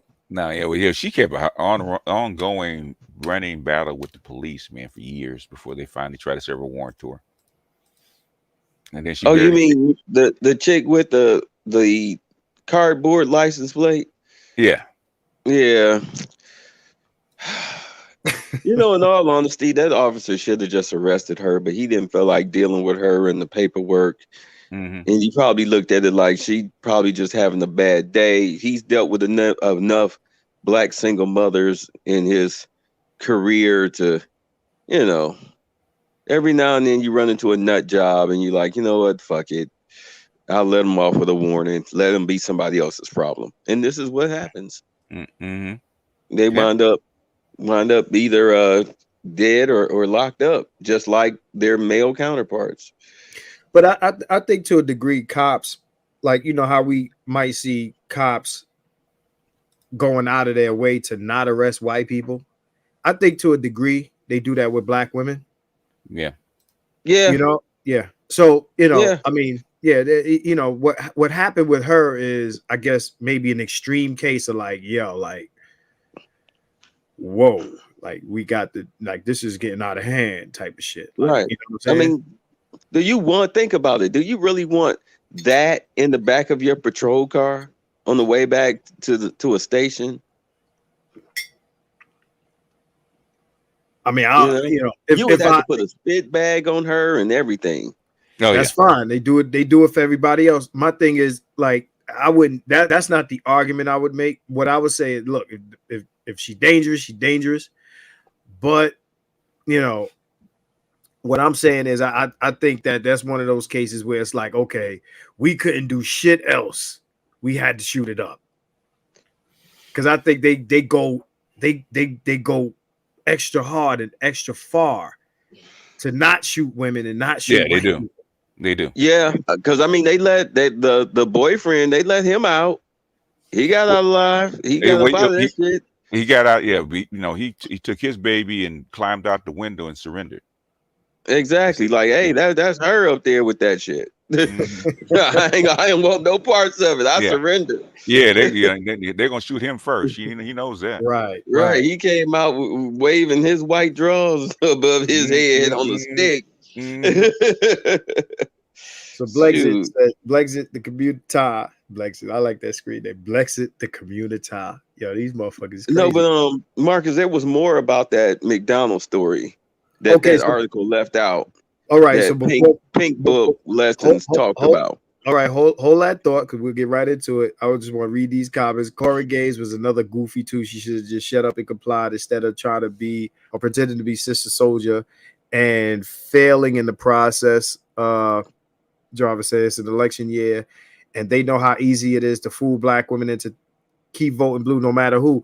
Facts, because again, Steph Curry and LeBron should, at least say something about, Brittney Griner. So let's go back to that story. Let's talk about that. So tell me what was left out, Bay. All right. So according to Pink Book's detailed account of the story, what happened was the lady, her fries were cold. So she turned around, she took them back in. Right. And like, hey, my fries are cold. Can I get fresh fries? So the worker, it was one of the female workers. She just threw a couple of hot fries on top and put them back in the bag and gave them to the lady. So of course, as she stepped out, she bit into the pack and realized these are the same cold fries. So she turned right back around and confronted them like, why would you do that? So they started laughing and whatnot. And, and she asked them what was funny. So then they started making fun of her. Now, the boy that got shot, he was making fun of her for having food in her teeth and everything. She, he joined in on the fun. So she focused her attention on him for a hot second. And that's when she called her son. Now, supposedly she didn't want her son to come up there, but I'm like, well, why the hell did you call him then? And tell him exactly where you were, because he was only down the street. He only down the street from the house. So at any rate, the son showed up. All right. The son showed up. He came in the restaurant. Some words was exchanged and the son left. He left the restaurant. So the boy that got shot, the McDonald's worker, his dumb ass decides he wanted to go outside because the son challenged him to a fight, told him to come outside then. So his dumb ass go outside. They have some words and then he got shot. Then the son drove off, and of course they caught the son. So him getting shot is his own goddamn fault because number one, he shouldn't have made fun of the woman. He should have stayed out of it.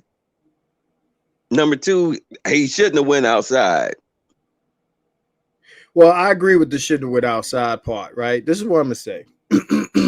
But the worker would have just did her job right in the first place by dumping the cold fries and giving her some fresh fries. None of this shit would have happened because you knew the shit was cold. You know how long the shit been sitting up there. You just being apathetic at your goddamn job. All right, so understand this. This is what I'm gonna. Why people don't want to pay them. This is what I'm gonna address. Right. Go ahead. So all this bullshit was started by some stupid ass female worker at McDonald's. Yeah. Now, mind you, it didn't, it did occur to me that the motherfucker went outside. Yeah. It did occur to me. But I still stand firm on, these motherfuckers need, they money need to be right because they deal with some shit. But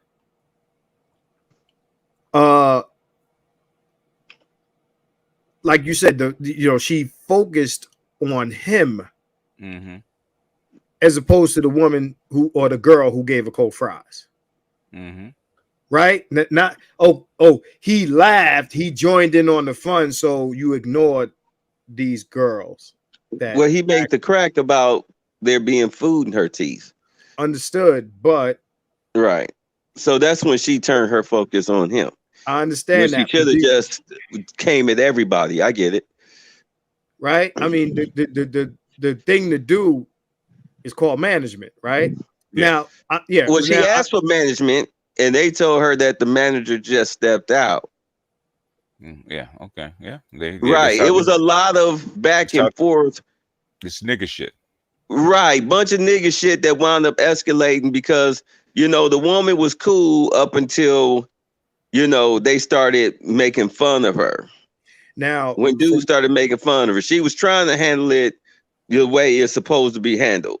Yeah. Now, But the employees was on some nigga shit, dumb nigga shit. And so she called her goon, and this is how this and now her goon is going away for life. Is she happy? Right. And his girlfriend might be going away too. Over cold fries. Yeah. So understand, right? And anybody that's in the chat that's from New York, this happened in New York. From my understanding, this was Brownsville. Okay. From my understanding, this is Brownsville. Okay. I would not want to work at McDonald's in Brownsville. Is anybody that's not from New York? Let me say this, right? If you've ever seen the movie Brooklyn's Finest, okay, shot by Antoine Fuqua with all the cops and Wesley and Don Cheadle, that is Brownsville. The projects.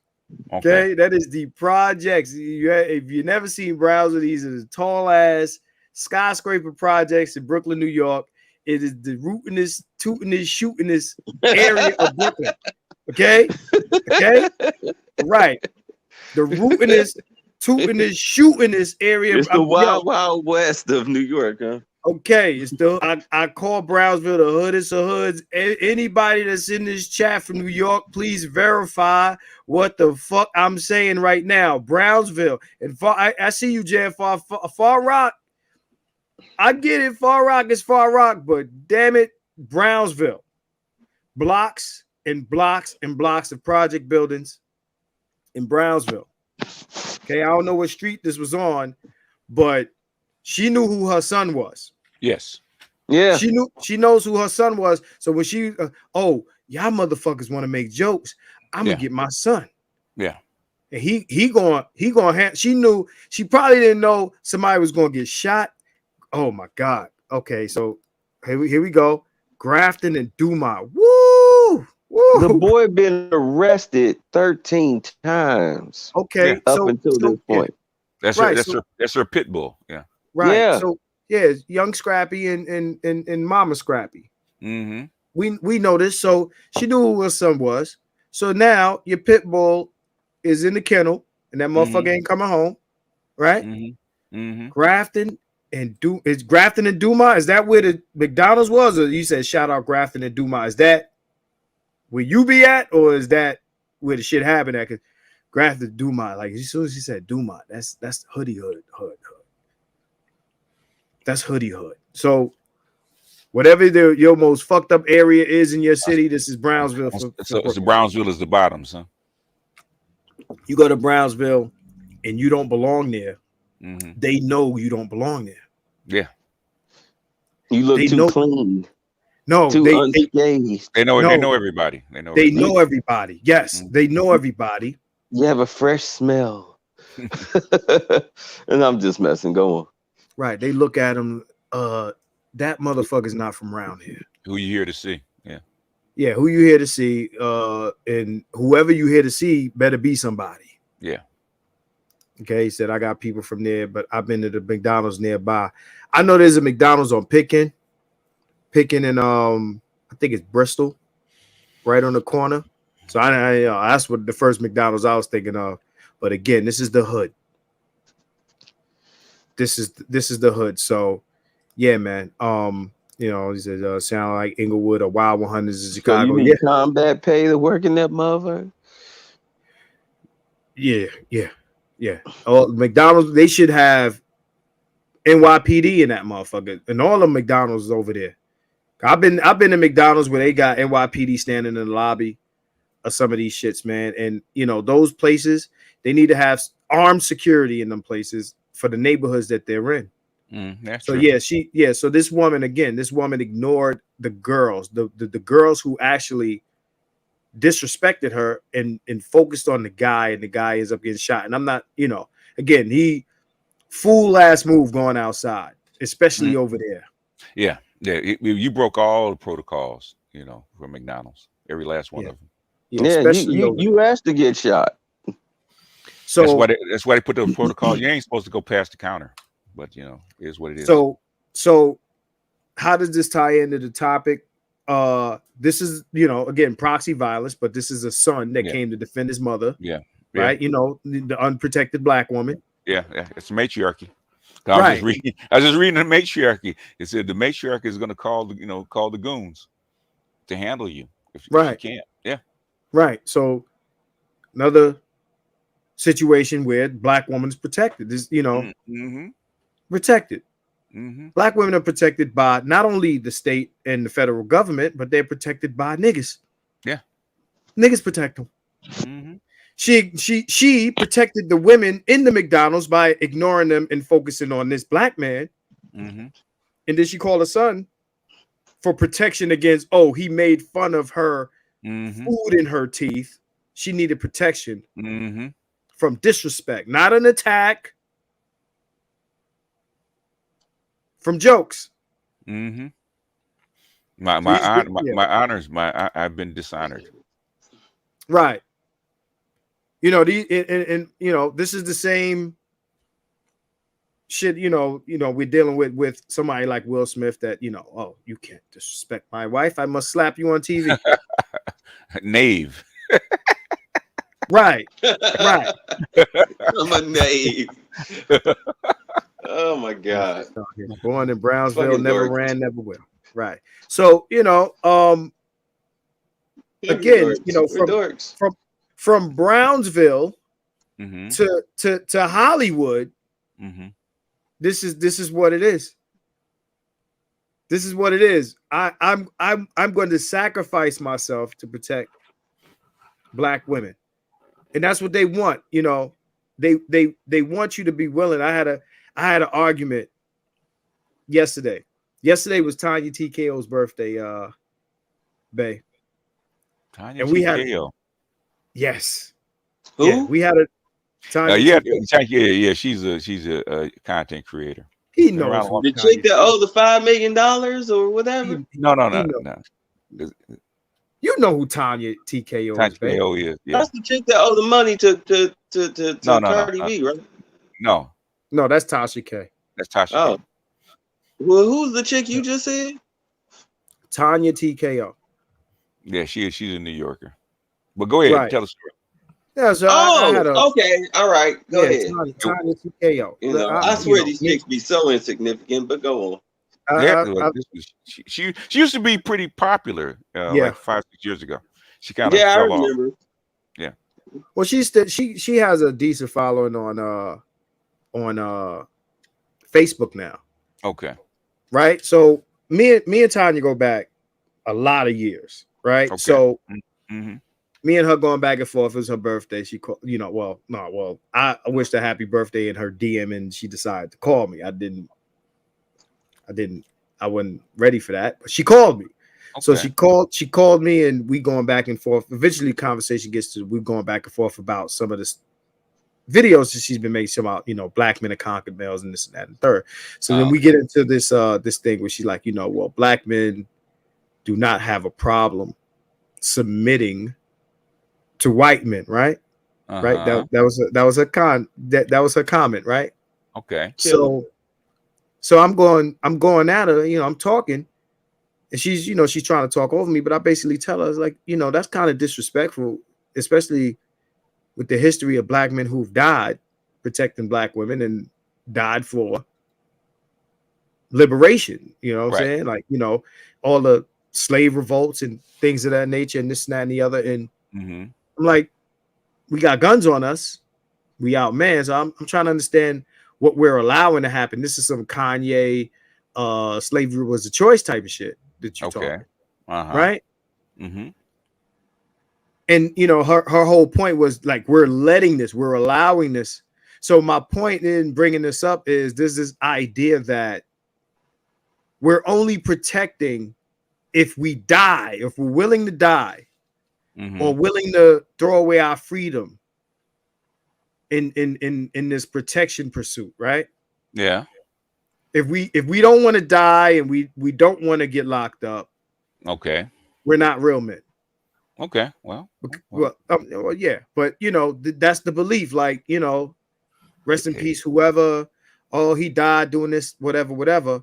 All these guys that die every day protecting black women, their deaths don't count. You have to be willing to die or go to jail, or it's not happening.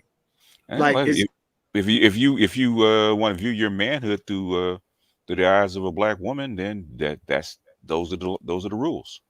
Right. But what the point of all this is, and I said this on Facebook, I want guys who are in disbelief that black women have a protected status, or women who are in disbelief, understand this. Like I said, there's no protected status for black women in Russia. The fact that the state is willing to trade a dangerous person for this black woman is proof enough, right? It's proof enough, right? That your status here should at this point be clear to you. Because if that woman was here, she wouldn't have got 9 years. We know that.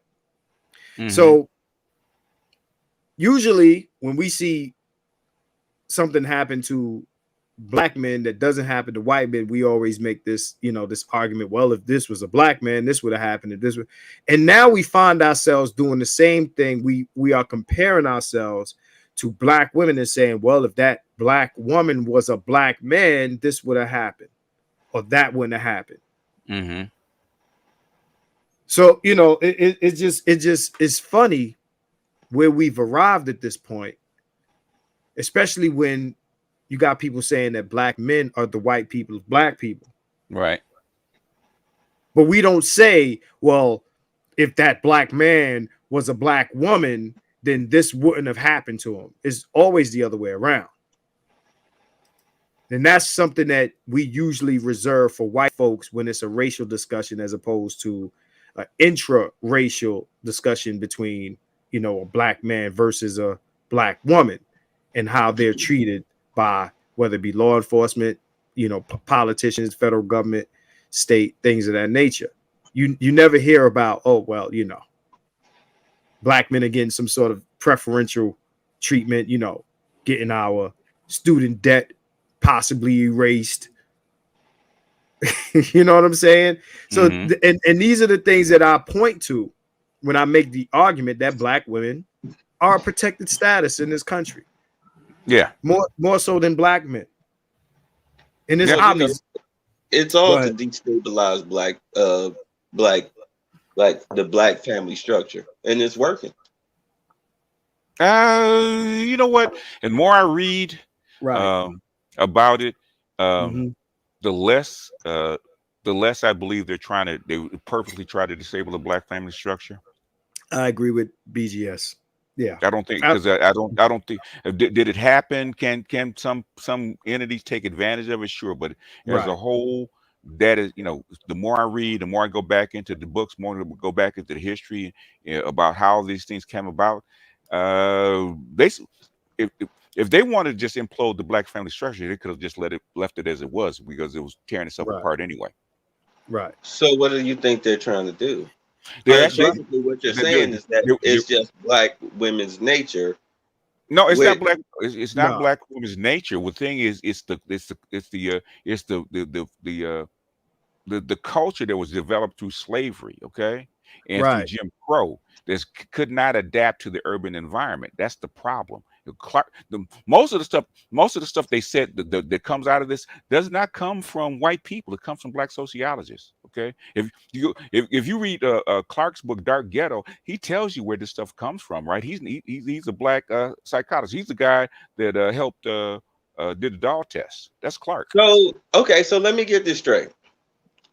What you're saying is that because of how we were forced to live amongst each other during slavery, Yeah.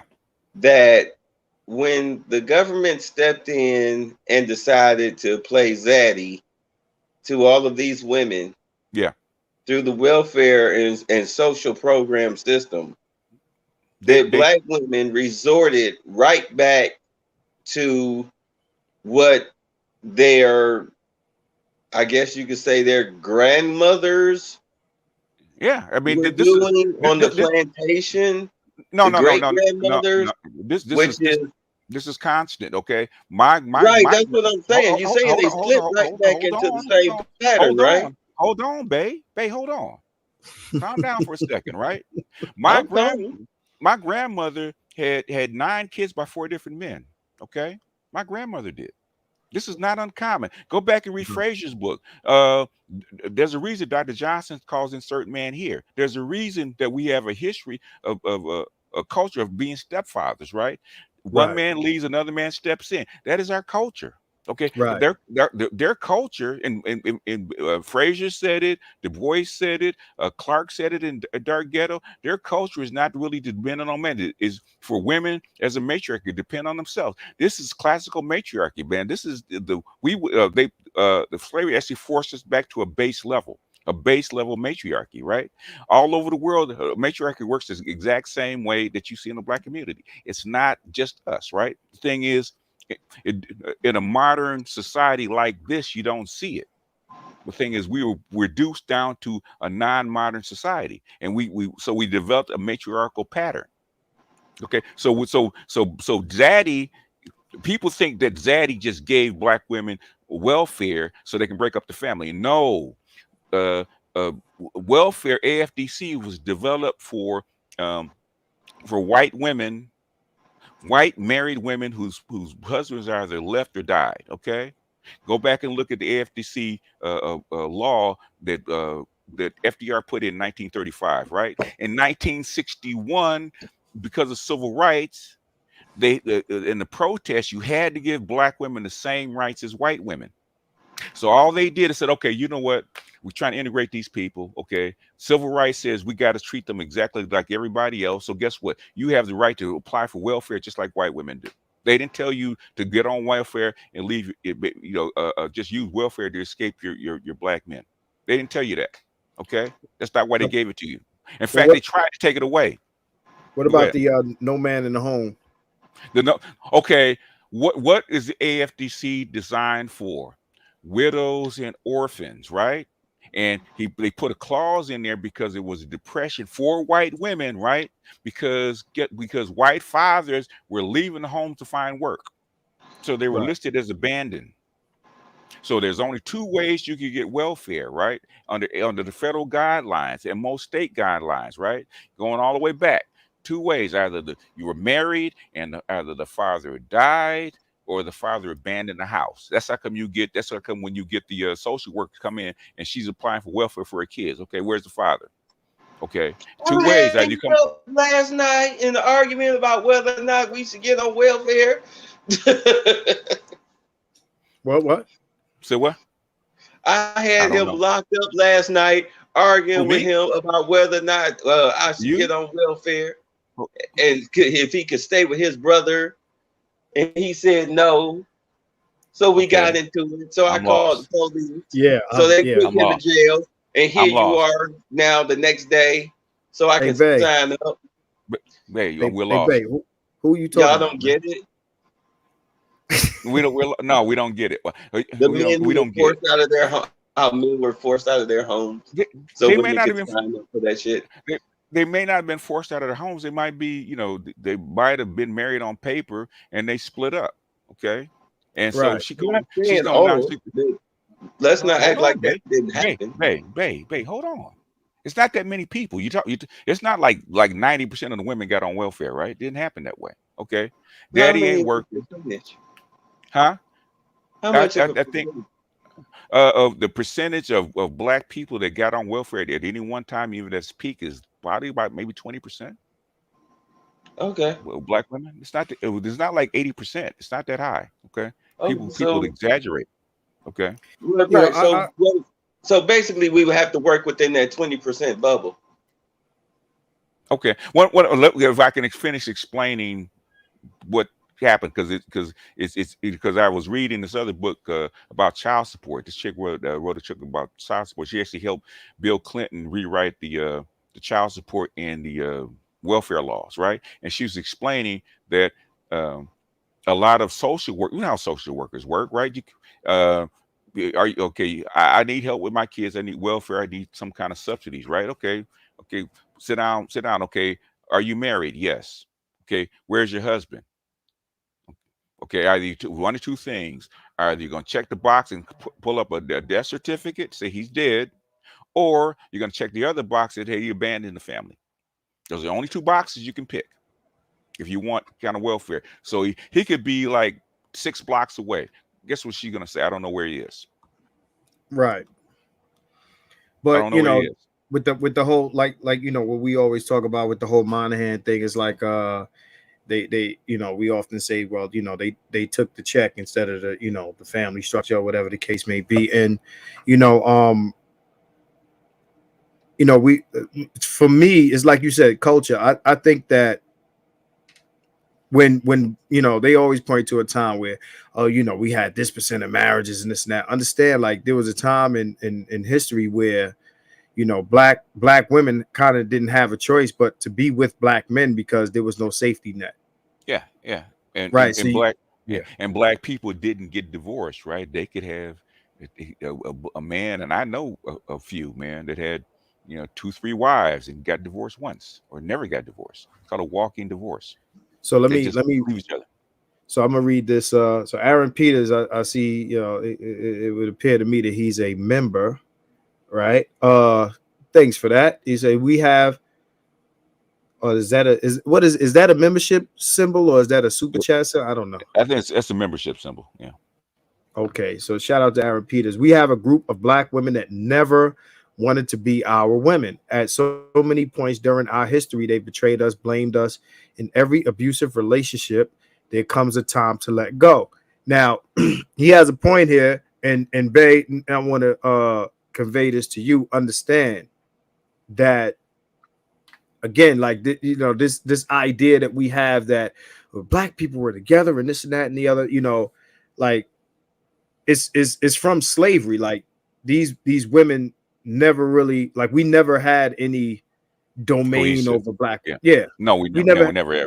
Yeah. Never. So understand how these women view black men, you know, in respect to that. We were never really, I guess, patriarchs to, you know, to that extent. Like No. there was No. we had nothing that we could either give women access to or any incentive that we could remove from them, except in the time where, again, there was no safety nets and they had to be with us in the first chance they got. They demonstrated that they had no desire, and to this day they still have no desire you know, for a black male run patriarchy. Okay. You don't even have a white run patriarchy anymore. So right. This is where I asked the question. So if I, as a black woman who has had welfare open up to me, you're a black woman.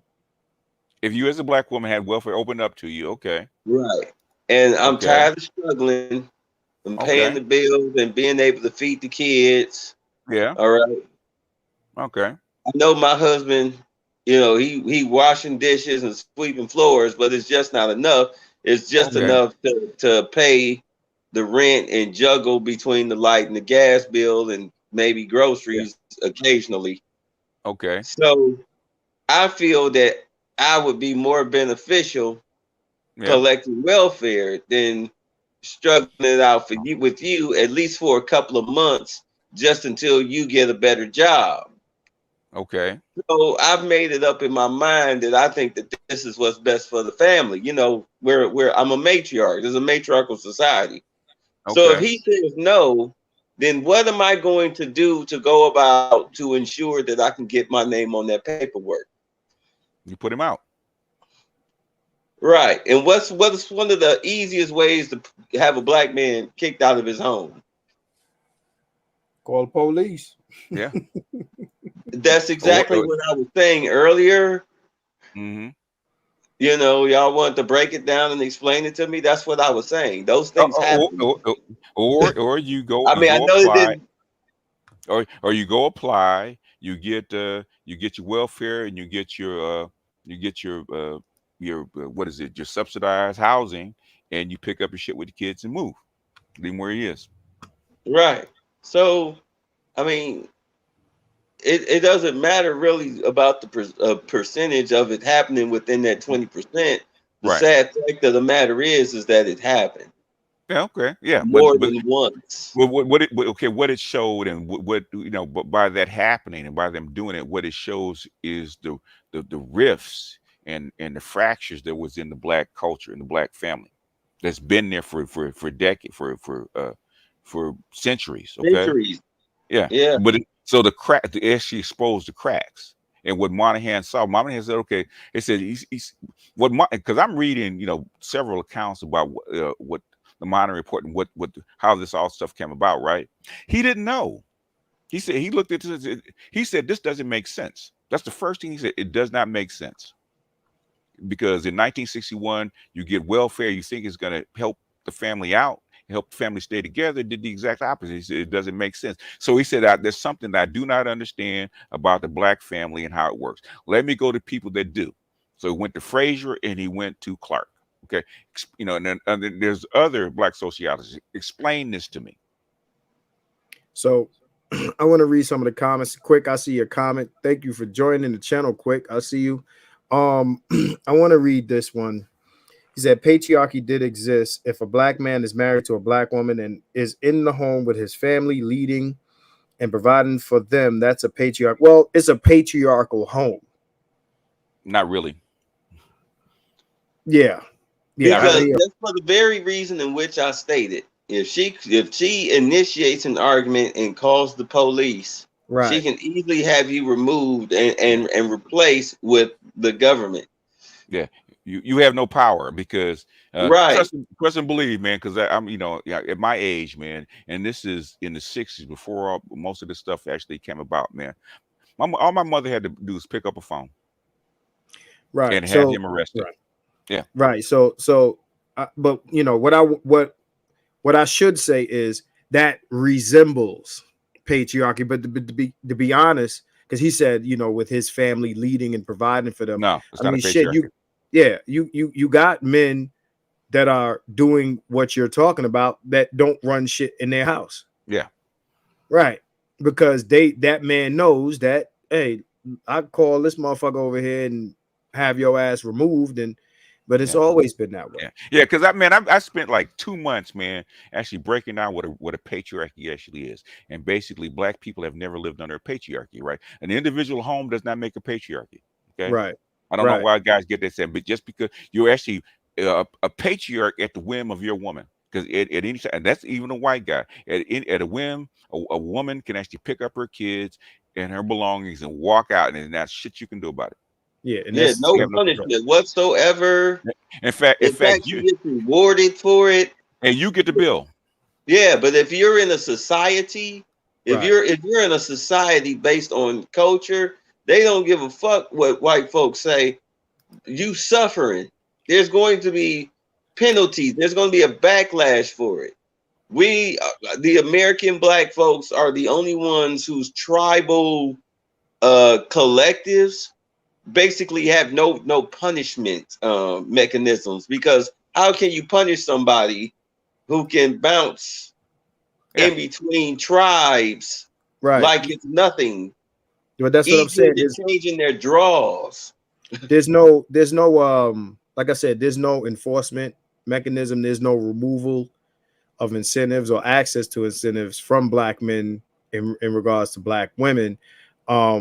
Yeah, we are not the patriarchy. No, you understand what I'm saying? So when they, you know, so I understand what he's trying to say, but just understand that, like, you go to China, that's you know what I'm saying? I'm trying to say it. I'm saying it. I'm not talking about you. I'm talking about. Oh, I'm sorry. Okay. No, I'm Hey, blessed. you all right tonight, Bay? Hey, no, he got his gloves on, man. Shit is going on 1 o'clock in the morning. What do you mean? Okay, I'm tired. Fuck time got to do with it, motherfucker. Like I'm tired. That's what time got to do with it. Hey, Bay, calm your ass the fuck down. I'm calm. Hey, Bay, you're hitting them corners too goddamn fast. Yeah.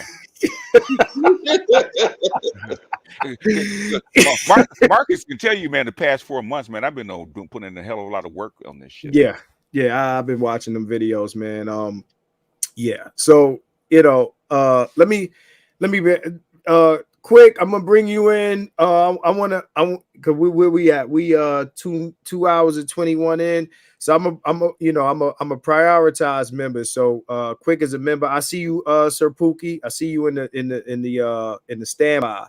But I'm gonna bring on quick. Let me post this link again because I don't think he sees it.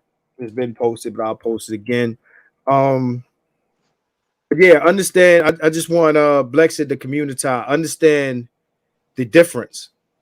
Because if black men were patriarchs, we would not be dealing with this shit. We're dealing. No, we wouldn't. Right. In every culture, in every race except ours, you can be ostracized from the community and the money. So because in that, the patriarchy, the patriarch, the father has control of the finances. And when he passes or while he's still alive, he's going to allocate some of that money to his children. But if you are his white daughter and you fuck a Negro against his wishes, he can cut you off. Yeah. So by that argument, I would say the Hasids, and that's the word I'm gonna use. Do not use the other word. The Hasids in New York, I would consider that a patriarchy based on how that's run. And they're kind of in a way sovereign. They, the police, especially NYPD, don't really fuck with them like that. Mm-hmm. Not to the degree that they fuck with us. And we're in the same fucking neighborhood. Yeah, you gotta get like a permission slip and all of that. Yeah. As long as when they interface with the state, they're in have the same issues that everybody else. Because if that woman really wants to leave, what can they do? So I'm gonna have Quick speak real quick. Quick. Hello. Yeah, we've been on here for a couple of hours. So I like I said, I prioritize the members. I want to get your comment on. Then I'm gonna get Pookie, who's been on standby for a minute. I'm gonna bring him up in here, but speak on it, man. Black women's protected status, and I want real quick while we're talking about Black women's protected status. One thing we haven't spoken on is I was talking about the flown out thing. I don't know if a lot of you guys seen that video.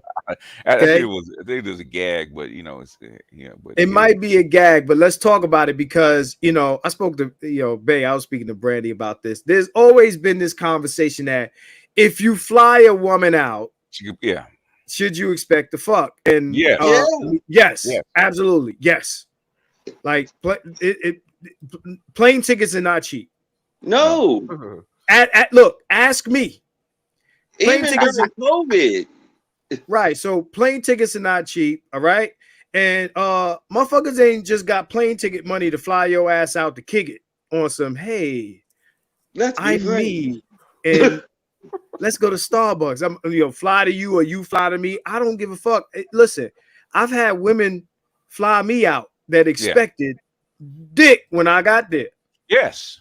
So let's not pretend like what would he expect? Listen, if you don't want to fuck, don't get on the plane. Yes.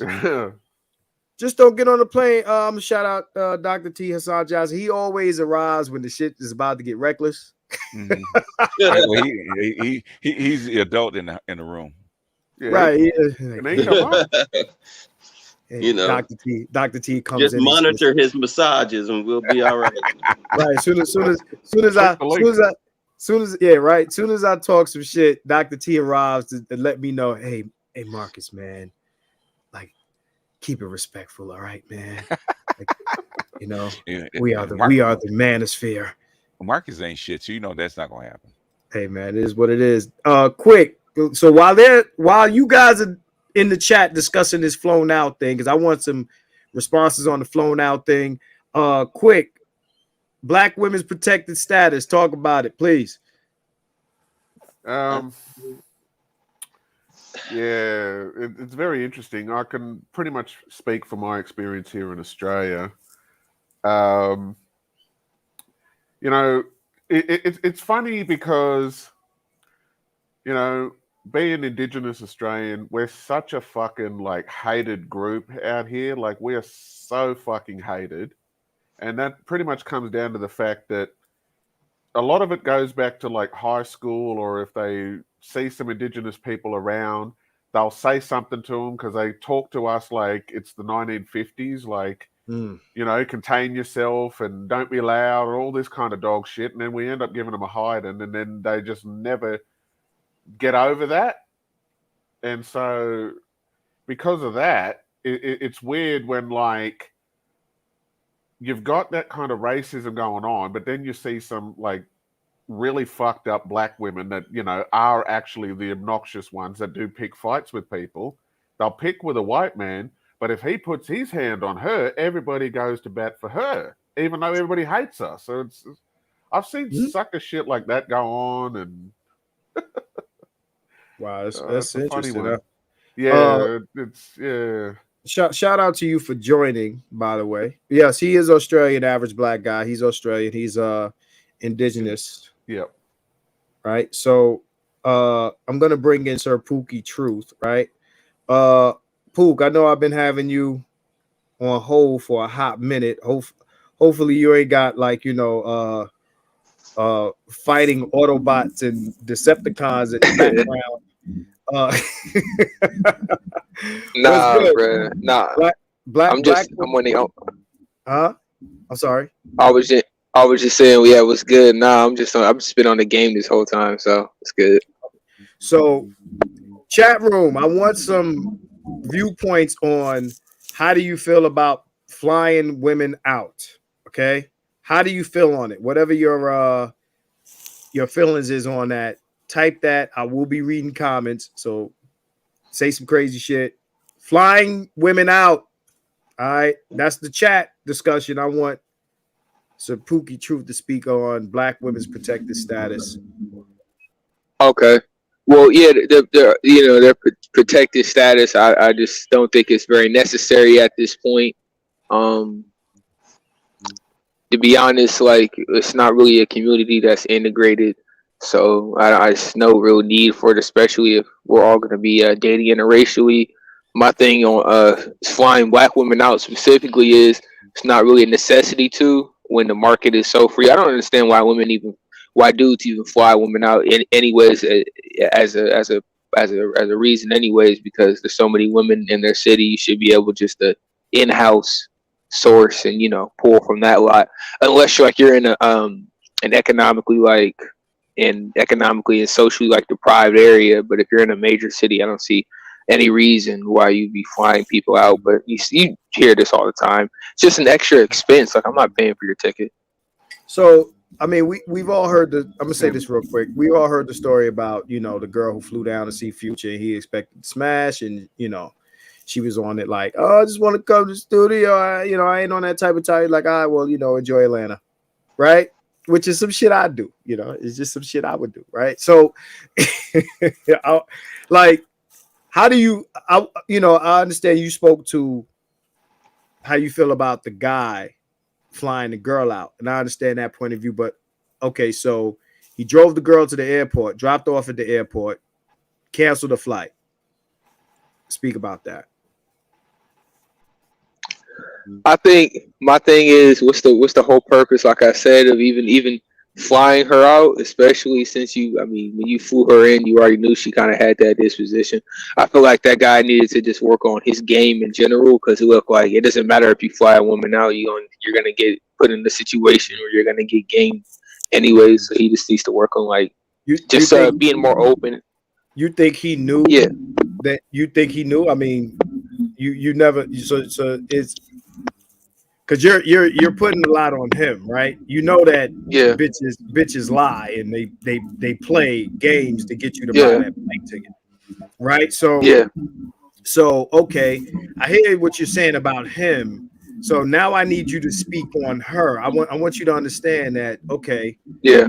she got on a plane by a nigga, you know, for a ticket that she knew that the nigga had intention. She knew. Let's not play games. Like, she knew the nigga had intentions on smash. She got on the plane, flew out there, knew that she wasn't gonna fuck this guy. Now she's stuck out of town at the airport. Her flight is canceled. You think she's a victim? No, she's not a victim.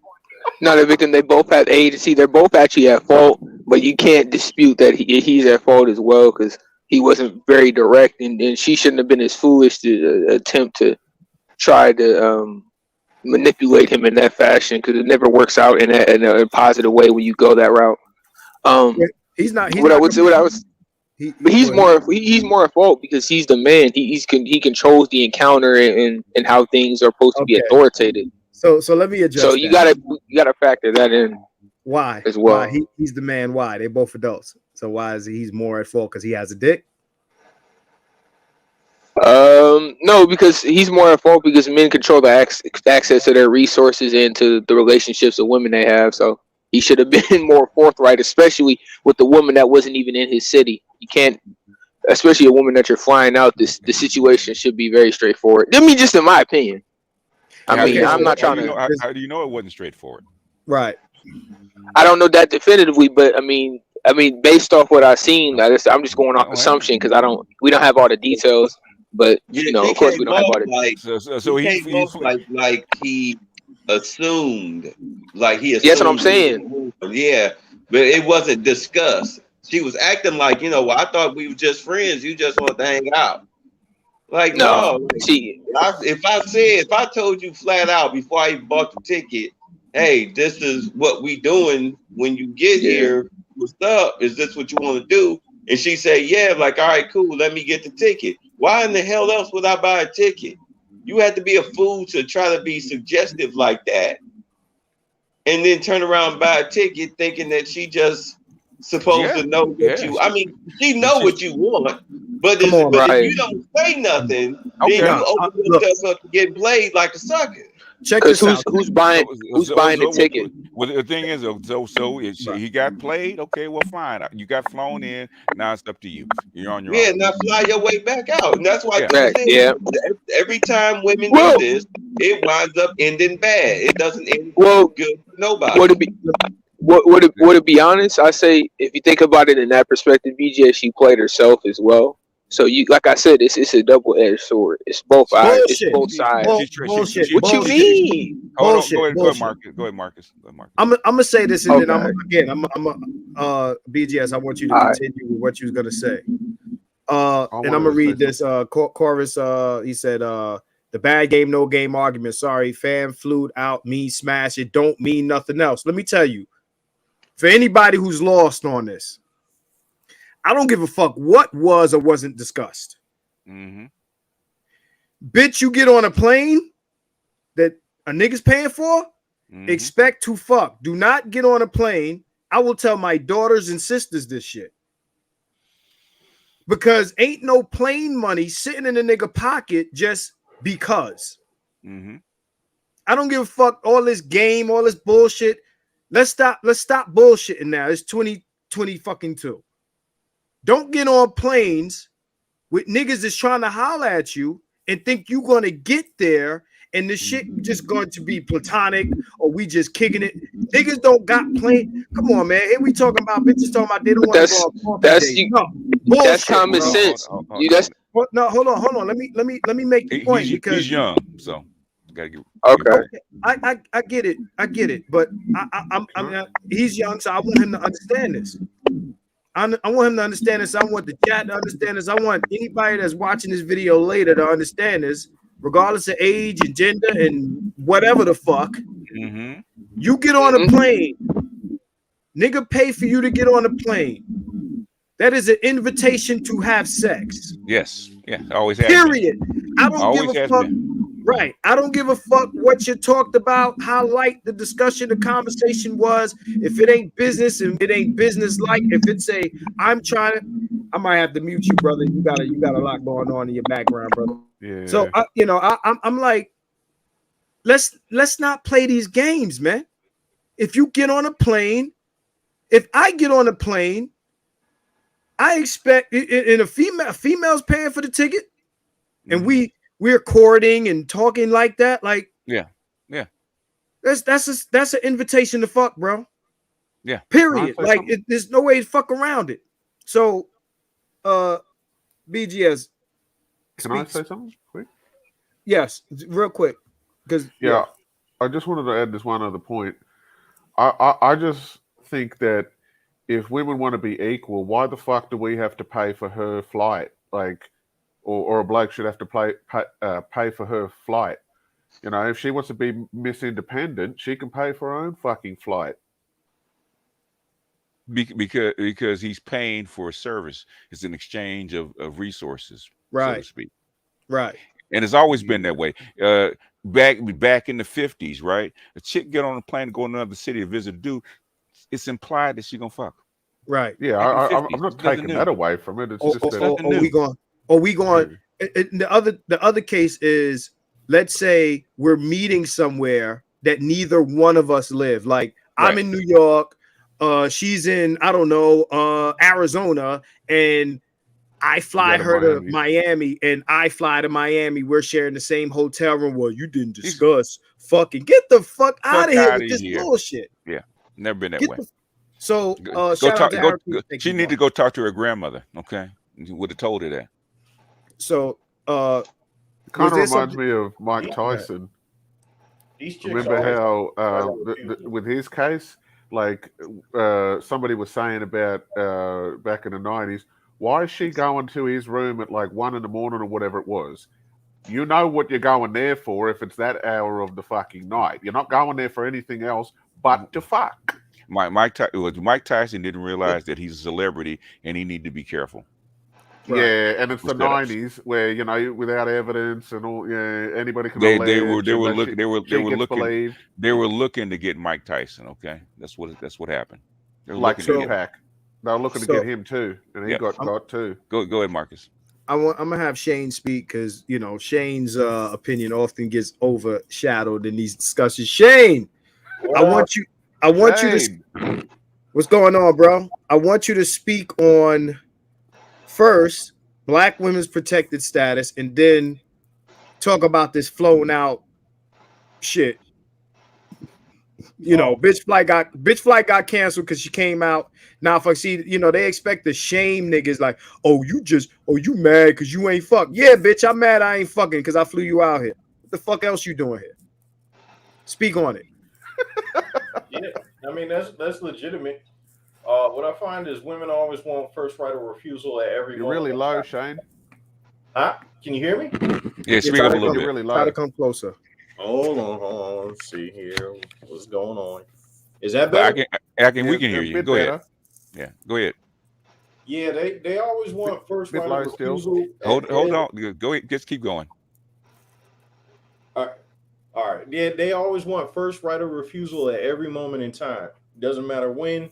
They always want to just be able to pull a parachute, even in the middle of before they even benefit. They like messing shit up for themselves.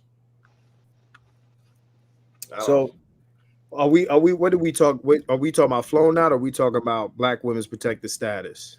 Well, that's the flown out thing, you know. So talk about the topic of the night is Black women. That's the main topic. Black women's protected status. So we touched on woman at McDonald's getting her son to shoot motherfuckers. We talked about Brittney Griner. We talked about the feds are now prosecuting the cops in the Breonna Taylor case. We spoken on a few things. So speak on what your opinion is on Black women's protected status in America.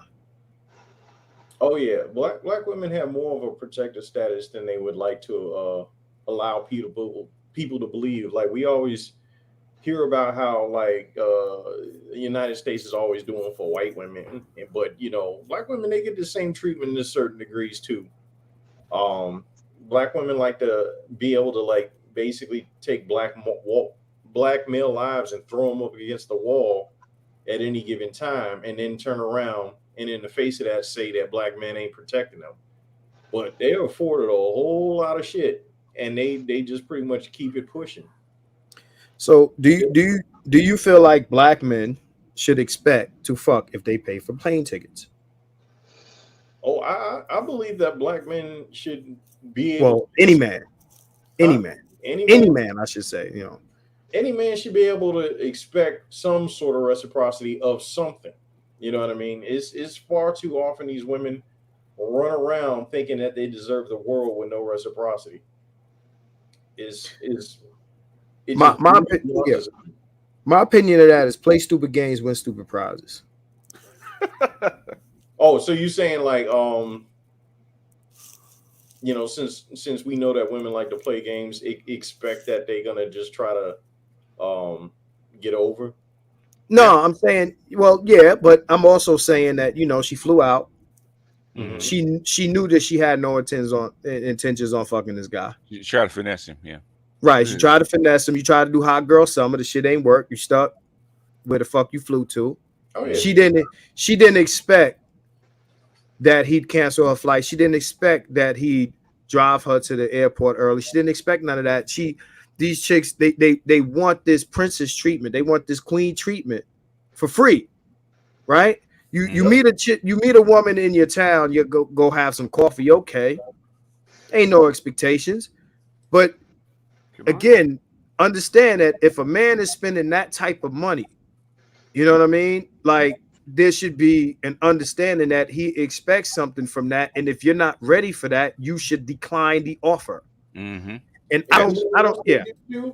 They be advertising. They be getting dressed up, wearing these provocative outfits while going on these trips, and then gonna act like nothing's supposed to go down.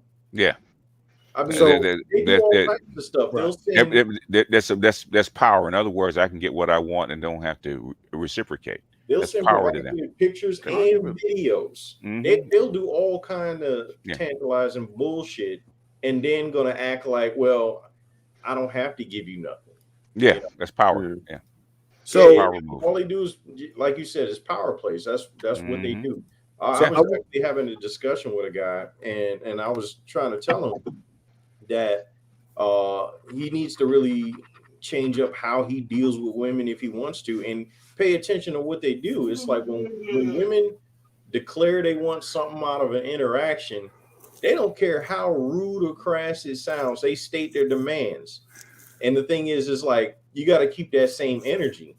But we also know if we do keep that same energy, they look at us like we're predatory. They like to say that shit, but they're predatory just as much, if not more. Hey, Pookie, how old are you? He's muted, right? He's muted. Let me unmute him. Oh wait, I was 20. You're what? You're 20? Yeah. Okay, so let me read this comment for you real quick. There has been an open agenda by feminists to decouple a man's money from his interests, especially sexual interests. It started in the late 70s and 80s when feminists argued that if a man take a woman out to dinner and a movie, that sex is not on the table. Today, men are free food in many women's phones. Also, let's not forget that a lot of women say, well, in order to fuck with me, you gotta do this and do that. Yeah. And if you the third, the fourth, the 985th. And if you text what you're doing, my monthly bills is this much and this and that and the other. So they basically saying for access, for access to the pussy, this is what you must do. They put that out there. And then when you do this shit, just imagine you going somewhere and they're advertising something. Then when you get there, what's been advertised is not being offered. Right. So I leave her at the theater, man. These chicks know better than that. I just, you know what I'm saying? I'll be like, I'm about to go to the food court. Just come on with me. And then I just sneak off to the bathrooms. Just leave her ass at the theater, wherever she at. Like, I don't play these kind of games. Look, I'm not even, she wouldn't even, look. See, this is the problem. I don't even know how my man's even left the airport the first time. Because if we wasn't talking about dick and pussy from leaving Terminal A, my nigga, I'm turning back around to Terminal B, and she getting back on that Southwest flight. Yeah, I don't know. I don't know how Shit. many guys just fly a girl out without this kind of stuff being discussed. Right. But again, I'm just saying. I know that it's implied, BGS. I get that. I understand that it's implied, but from my perspective, I don't leave shit up to happenstance. I don't worry about privilege and all that bullshit. Look, this is what the fuck it is. You understand that women do bait and switch, right? Yeah, they do bait and switch. Yeah, all the time. Yeah, no, that's cool. I'll bait and switch too. That's fine. We can bait and that's switch. exactly But what he did. what happened. That's Yeah. what happened. I understand how. All right, that's what. One at a time. Guys get caught up in that bait and switch because they walk around believing that women are on our honor system the same way men generally are. Yeah. You know, Well, so it's like if a guy tells you something, you're gonna believe it because you know if he reneges, there's that third level of violence that's between men, and we understand if you fuck me over, I'm gonna fuck you up. But you know, but it's like when it comes to a woman saying something, it's like we don't think that she gonna get over on me. And the thing is, you can't fuck her up if she tries to. So it's like you just automatically regard that, okay, she says she's gonna do something, she's gonna follow through. But what I understand, it's rare that women follow through for even the simplest things. I mean, think about this. How often have you just agreed to meet up with a woman and she's late? Oh, every time. You know what I'm saying? So it's like if women do primary things, don't hold them to anything that's going to actually matter. You know what I mean? Because they're going to let you down every single time. And always with every interaction with a woman, demand something. Always. I'm just wondering. My thing is this: I'm just wondering how she gonna expect to be late if I'm supposed to be late. Like, bitch, you can't be late because I'm coming after you. So if I'm coming after you and you late, ain't gonna be no date. So you have to be pertinent all the time because I have to be fast. It's a power struggle, man. Anybody to deal with black women, man, you expected her to meet you or something like that. Not just women in general. Okay, trust and believe. Black women in America is on another level. Hey, how about this, BGS? How about this? You tell her the dates for like 5 p.m., 4 p.m. So when she shows up late at 7, and she's calling at 5 when she's supposed to be there. That I'm going to be late. True. At 5, no, you're supposed to be here. If you want a woman to show up at 5, tell her to show up at 3. No. What you do is you tell her to show up at the time she's supposed to be there, right? You give her 20 minutes and you leave and don't say anything. And she shows up at the place expecting you to be there and you're not there. I thought I was telling you I was late. Yeah. So I gave you 20 minutes. Okay, and then I left. So I would ask. It's always a power struggle. But Marcus ain't shit knows what I'm talking about. Even if it's a professional situation, look, I learned from the best black women, right? Yes. Right. So, real quick before Shade, hold that thought, Pookie. I want to ask you something because again, you agree that there's the bait and switch. Let me ask you this: who you think lost bigger in that situation? Her, because he probably has far more connections than she does, and at the end of the day, for him, it's just a plane ticket. She's like completely displaced. Let me ask you this, because when I ask you, you say, well, you know, he's the man and he should have had game and this and that and the third. But mind you, after he drops her off to the airport, he goes home. Right? He drives home. He's in his city. Mm-hmm. So he might lose whatever he spent on a ticket. Yeah. But like you said, hold on. Let me.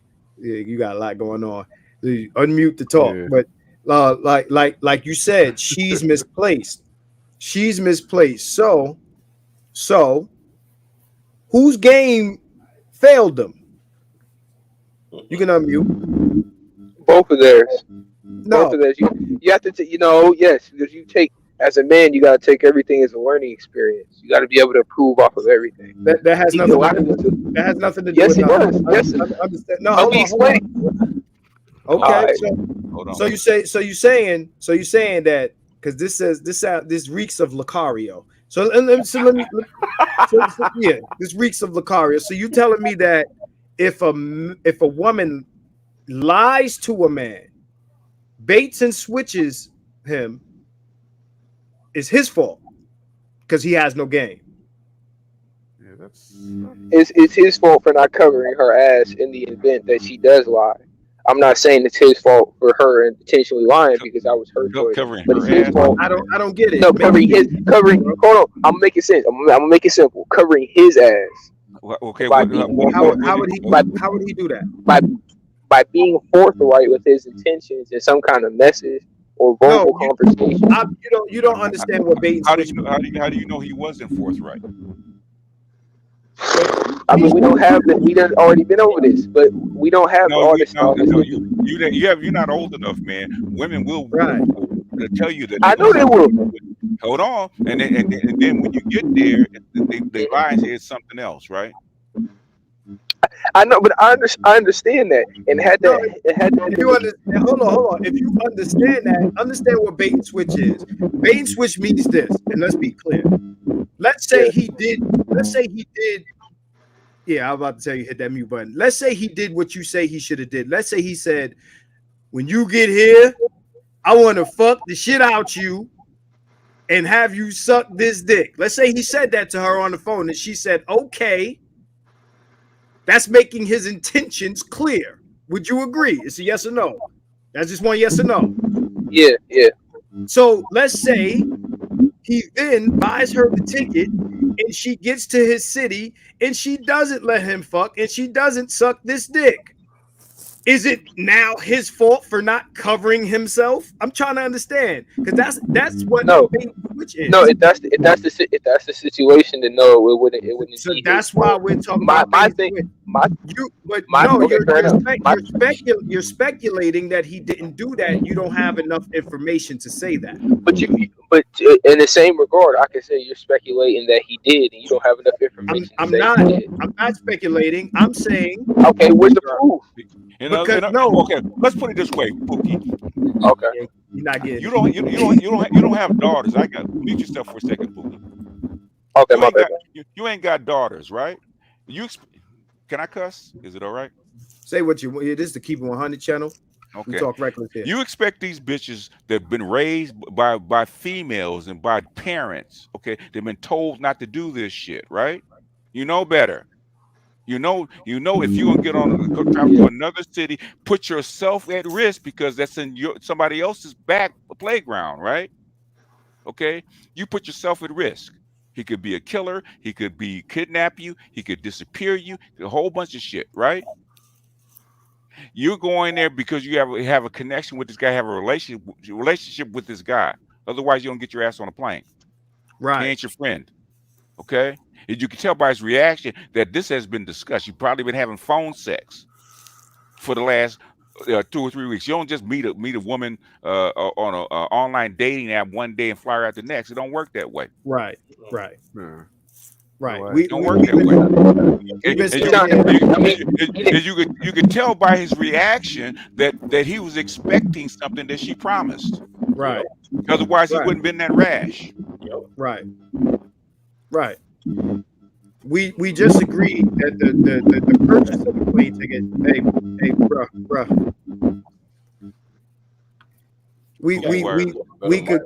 We concluded that the purchase of the plane ticket, implied. We already said this. If you buy a plane ticket, if a bitch get on the plane, this is an invitation to fuck. We already said that. I don't give a fuck what was said or not said. There are women that die and get left in strange cities because they get on planes and they play these types of games. Here you are saying, well, it's his fault because he ain't have enough game or he didn't make his intentions clear. Understand this. Like, Aaron Peters said he was upfront and he made his intentions clear when he bought the ticket. Yeah. Let's stop playing games with grown men, because grown men just understand that everybody ain't playing. Everybody ain't playing. So that motherfucker that drove from Florida to Texas, you know what case I'm talking about. Oh, yeah. He wasn't playing. That motherfucker was not playing. He wasn't playing. Yeah. Let's stop playing. You play stupid games with. She's lucky that the worst she got was stuck at the airport. Yes. She could have been stuck on the other side of the strange city. He was decent enough to leave her at the airport so she could call her. Back where he found her. Huh? Yeah. Back where he found her. That was nice. Yeah, because she Right, yeah. I get what you're saying. But yeah, I because you know he's putting all this onus on the man. Oh, because he's the man and he has to lead this and that. Understand?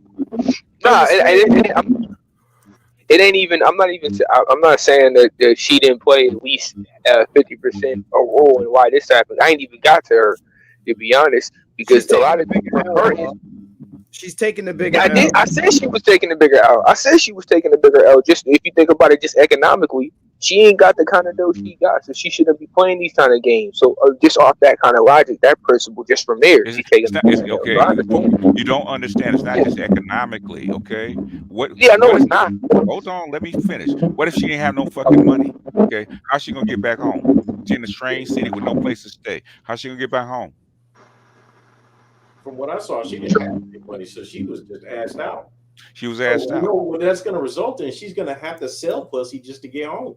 Yeah, I've known girls that would do that. I've actually seen it where girls would set themselves up playing games, and then they would be stranded, so they ain't got no choice but to sell some pussy just to get home.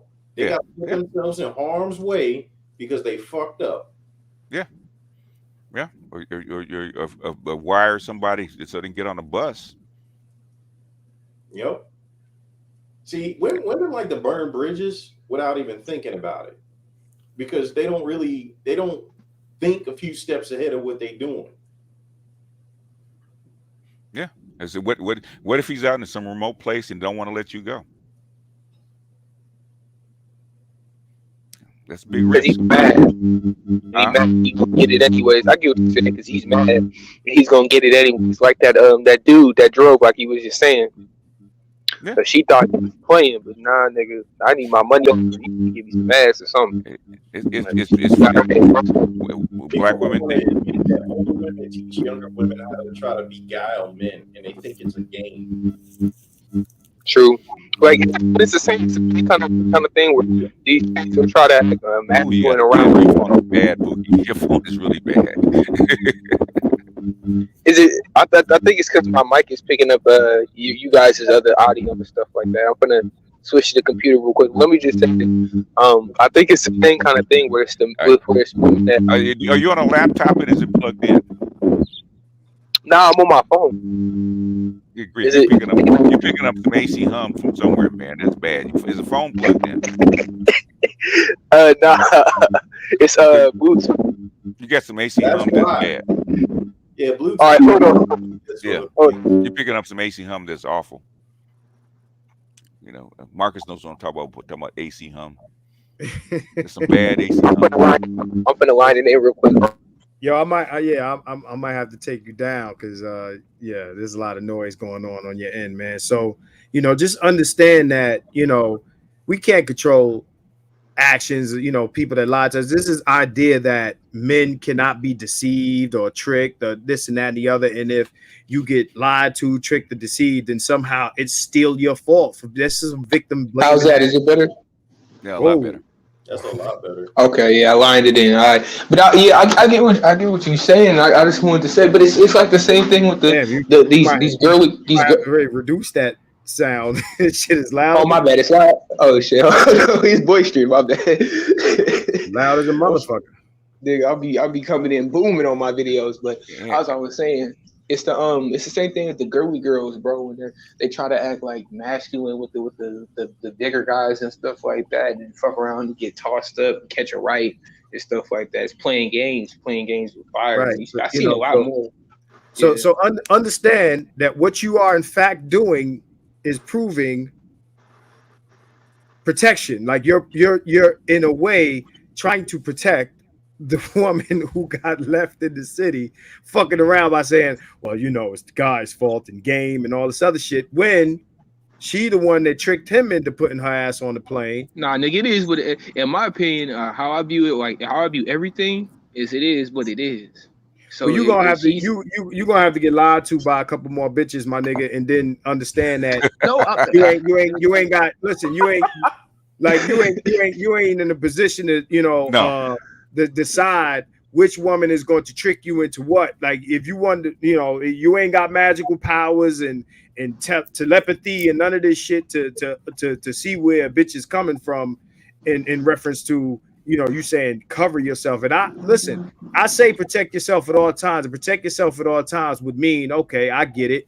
Don't put a bitch on the plane in the first place. I get it. Yes. But okay, but at the end of the day, this happened, and let's say he can't afford it. Let's say he paid $300 for the plane ticket, flew her ass into town, and oh, you ain't fucking? All right, well, I make this much. $300 ain't shit to me. Again, who lost bigger? Who game failed them? She tried to run game on the nigga, and her game is trash. She need a bad bitch membership because her game is trash. She need to call Mr. Lucario and them niggas over there and find out how to run game on niggas, because that shit failed. She supposed to get her. She supposed to have that nigga send her the money, buy her own plane ticket, have her own confirmation, and fly her own self out. She would have been that's game, motherfucker. Yes, game. Right. But she ain't. Right, these chicks walk around with half game. These younger chicks. Everybody's playing around. I always tell guys, and Marcus can tell you, don't fly them out. Fly to their city. Right.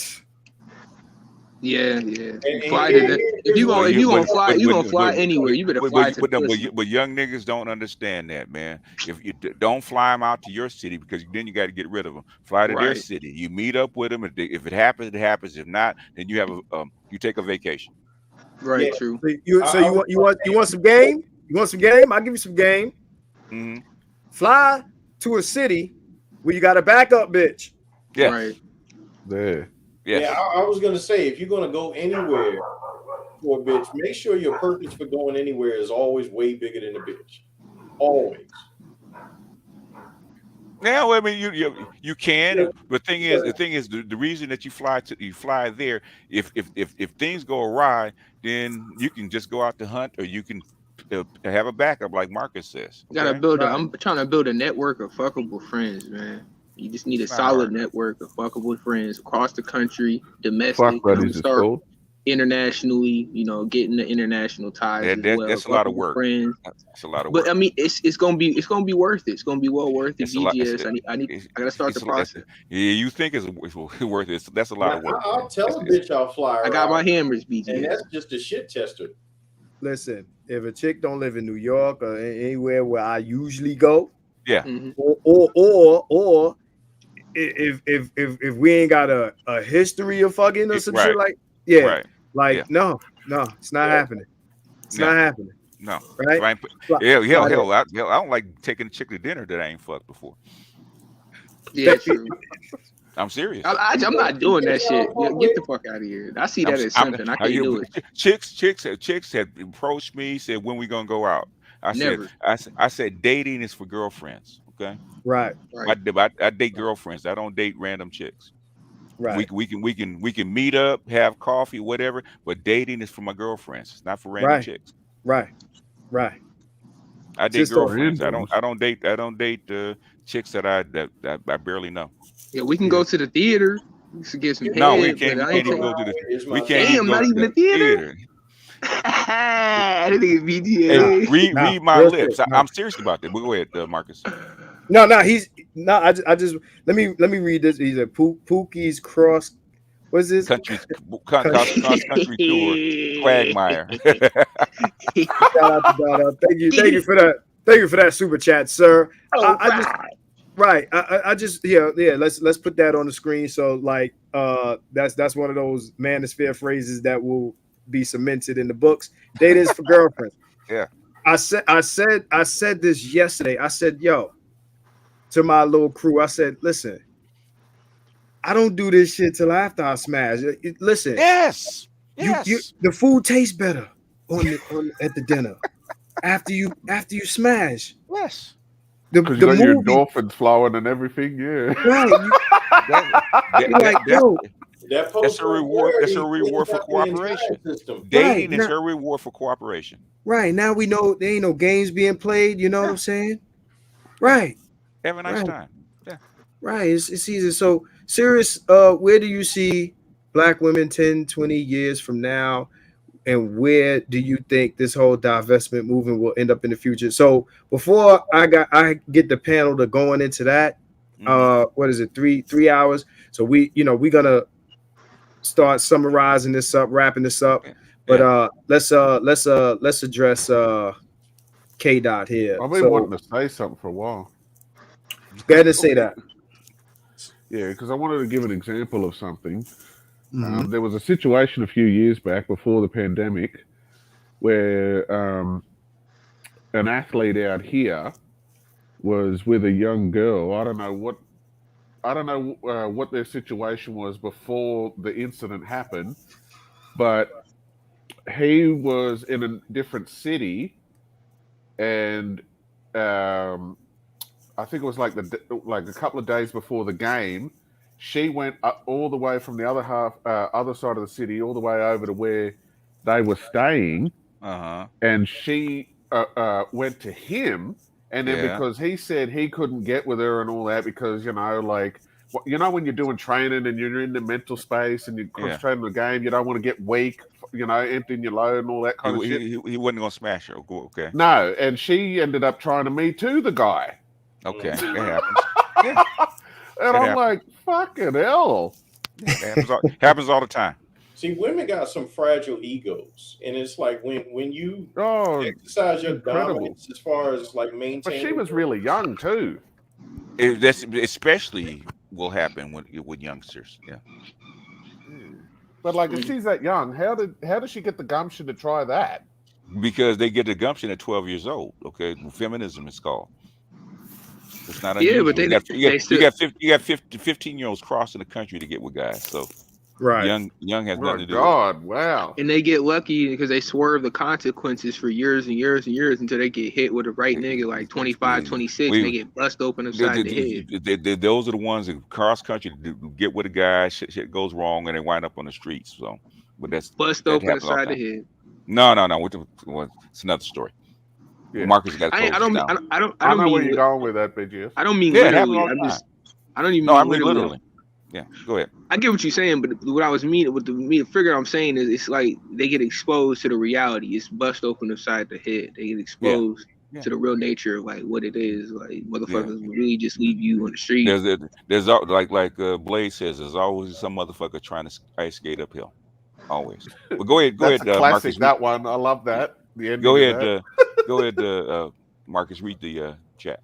Yeah. So here we go. Do you think most non-black men, white women, will snatch up? I'm trying to understand this question. Non-black men or white/white men will snatch up all the Keishas to the point they will be off the market in the future. No, I don't believe that.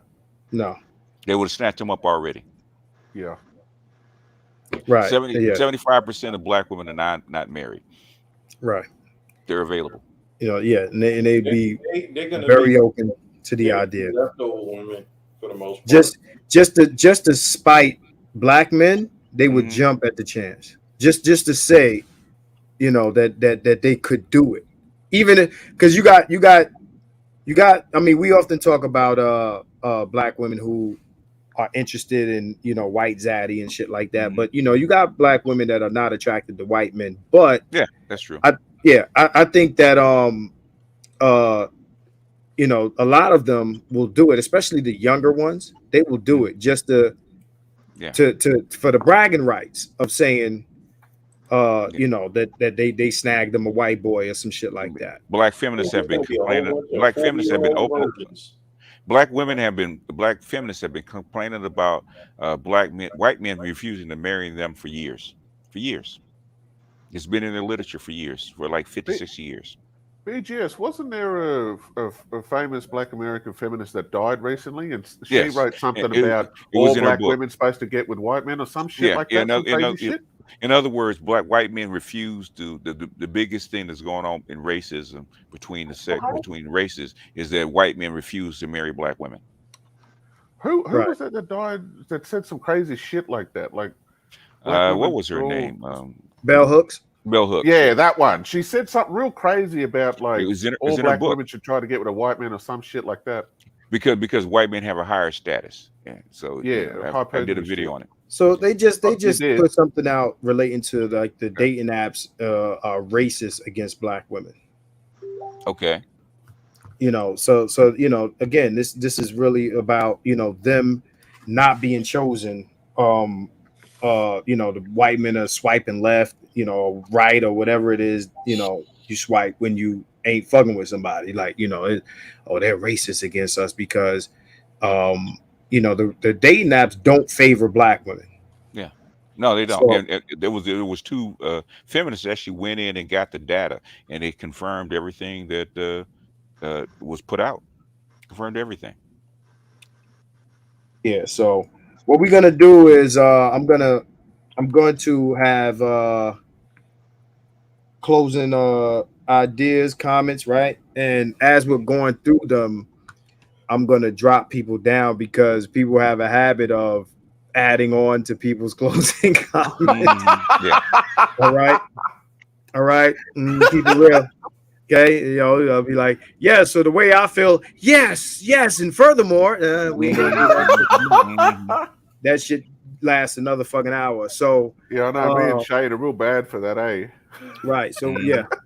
So we're gonna start with Sir Pookie. Sir Pookie Truth, give us your closing remarks, and please nobody interrupt him. Thank you. I'm up. Well, yeah, I ain't gonna prolong it because I got some videos and content to make as well. I just wanted to say before I get into what I gotta say, if you out there, if you subscribe to my channel, I really appreciate it. We just passed the 100 subscriber mark. We're at 106 right now. We're on the road to 500. If everybody in the chat could help me, go over to Sir Truth Prestigious Training. We dropping new unique content every day, and I'm always splicing something in, something funny, something crucial. Go check out those 2 shorts I just dropped. So speak on it. Say what it's about. What is it about? Oh, okay. It's about general fitness. Me working out. It's gonna be I'm gonna be vlogging my consumeness. Basketball journey, stuff like that. My training alongside that. I put up my Google Slides up with my regiments, my resistance bands. I do boxing reactions, music reactions. We do album reactions and stuff like that. I'm gonna be reacting to the Kendrick Lamar album. I just got to figure out how to do it without being copyrighted. I just did two videos on Generation Z talking about their sexlessness. We dip a little bit into geopolitics. I got a few China videos, a couple Russia videos. I'm really spreading out across the algorithm. I want to do a couple things with this channel. And we'll be doing a little bit of gaming and stuff like that. But I will have a separate gaming channel. But thank everybody for this. So thank you for everybody for the support. Getting back onto the subject and stuff like that. I think that the culture is pretty much changed at this point, and Black women just need to go ahead and just leave us the hell alone. Like, I just want to move on with my life and shit. I'm tired of random Black women that I don't know talking shit about me like they're in my family or something. Like, I still don't know y'all. And at the end of the day, y'all the ones that said I wasn't shit anyways. So what the fuck you want with me anyways? Why the fuck you keep following me around? Stop spamming my inbox. Stop asking me to look at you when you don't even want my Black ass. Just leave me the fuck alone. That's it. All right, so real quick, I'm gonna address K. Dot. I've noticed a pattern of Black women who date non-Black men. They like to show them off on IG, Twitter, and TikTok. Understand, K. Dot, that a Black woman snagging a white man, a non-Black man, is an achievement.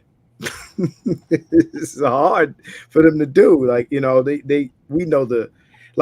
these other men know, like, they're aware of, like, the image of Black women in popular culture. Like, they're aware of it. They make themselves undesirable in popular culture. Nobody wants to deal with that. So thanks, Pook. Yeah, so type the name of your channel in the chat. And yeah, thanks for coming on. So next I'm gonna go to Quick. Give us your closing statements, bro. Uh, yeah. Truth be told, I mean, how do I fucking say this? I mean, truth be told, I know that a lot of, well, Indigenous Australian women out here get away with a lot of fucking shit. Mm. And it's actually starting to cause a bit of a rift in our fucking community because, you know, the people that are, you know, like, they want to be stuck on welfare and in dysfunctional homes and that, they're giving the rest of us a bad fucking rap. And a lot of the, you know, women that want to work and, you know, be decent and, you know, be really good members of the community and all that, they're just sick of having to fucking deal with the flack from what those fucking bitches do. So, yeah, I think that, you know, out here anyway, that kind of shit might start to get addressed a little bit. But yeah, it definitely is the case that a lot of raggedy black bitches here anyway, they still have that protective status. All right. So is this, you know, this is something that you saying is going on in the indigenous community? In Australia. Yeah. Okay. So all right. Interesting. Yeah. And flued out. Say that again. Flown out. The flown out topic. Oh, the flown out topic. What do I want to say on that? From what I could tell, we don't really have too much of that here. Because, like, where are you going to fly them from? Another city? Or certainly not from the fucking country somewhere. Because, you know, like, why would you want to get with a country bumpkin? Yuck. But, and a lot of the times you'll hear in the fucking media that's like, again, some athlete gets with some random. He pretty much just says it to her. No, it was casual. She makes up all these fucking stories. And like, there was this one time where this one chick in New Zealand, because they had to go to New Zealand to play a match, and she tried to say it about the whole team, but people around her that knew her said no, she was bragging about having a train ran on her. So why is she coming out and saying all this shit against them? So after all that, I kind of think a lot of that is kind of dissipated out here anyway. As for America, I don't know. I don't live there, but you know, the only thing I can think of is they like what they see on the Instagram or whatever the photos are getting sent. So that's why they think, okay, well, I'll fly you out. But again, like what Pookie said before, you know, like, why aren't you looking around at your local city? You know, unless you're in a city, because like Coach Greg Adams was the one who was saying, like, somewhere in the country, their 10 might be like a California 7 or something like that, or LA 7 or whatever, unless you're flying somewhere where they're more attractive from some, you know, more sophisticated city. I can understand that. But other than that, you know, you really should be looking in your own backyard. But anyway, I think I've said enough.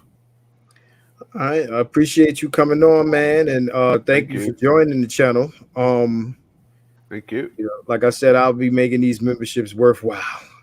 Trust me. Yeah, I'll look forward to that membership only streams. We can let it rip then. Right. So yeah, I'm gonna drop you down and move on to the next person here. Yeah, peace out, man. All right. So let's go. Shane, talk to me. Okay, about the protected class thing. Mm-hmm. Yeah, I think black women they're still going to maintain that status for a little while longer until society has become utterly, completely, and absolutely sick of dealing with them. I don't think we hit that point yet because you know, it all boils down to accountability, really. I mean, they're always going to pass the buck whenever they do anything wrong, just like the majority of women. So it is what it is.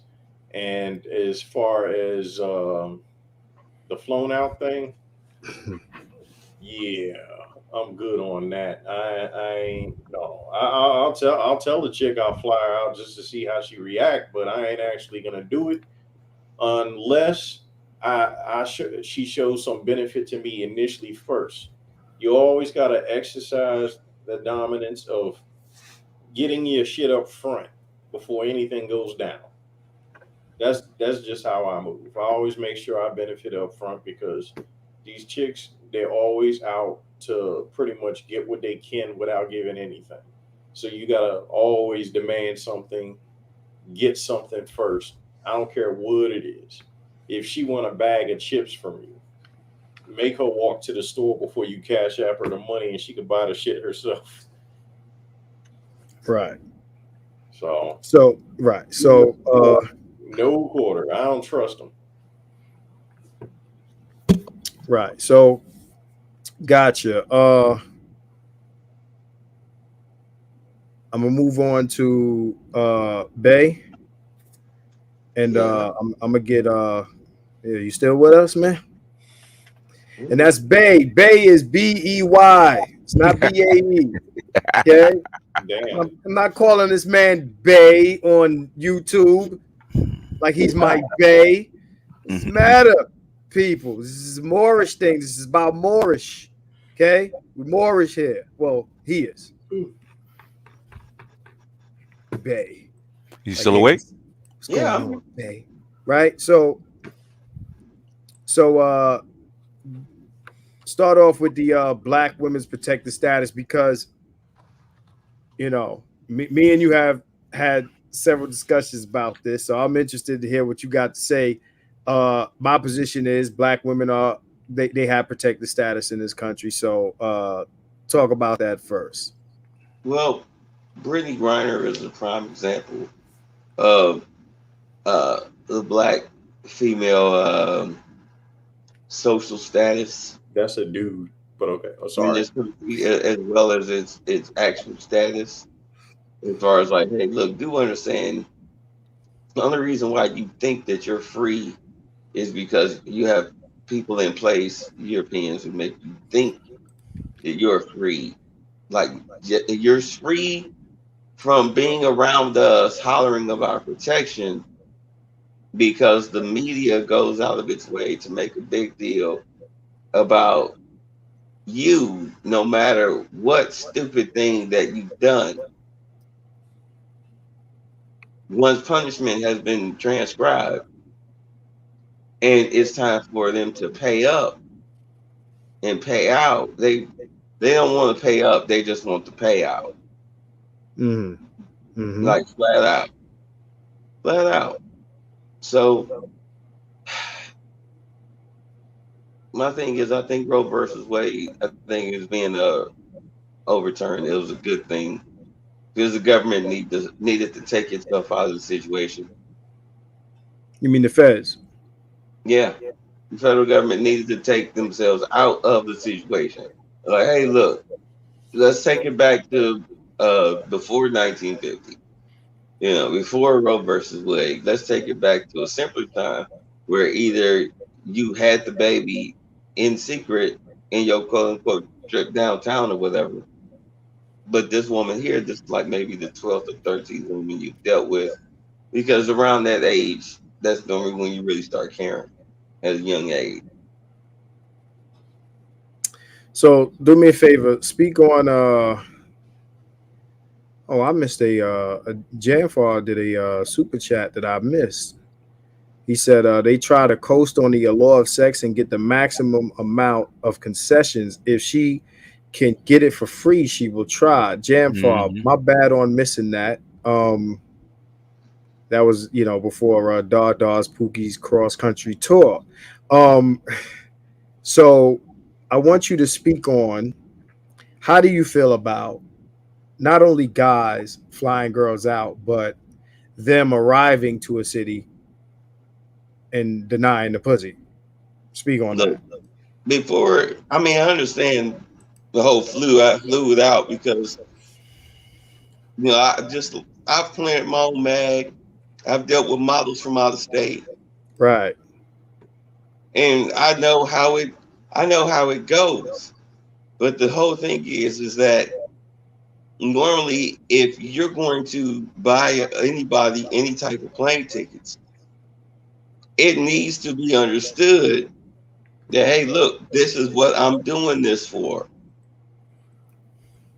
It has to be understood. You need to get some type of consent form, right? Consent form, be it verbal, but definitely written, because a lot of people like to text a lot instead of actually talking.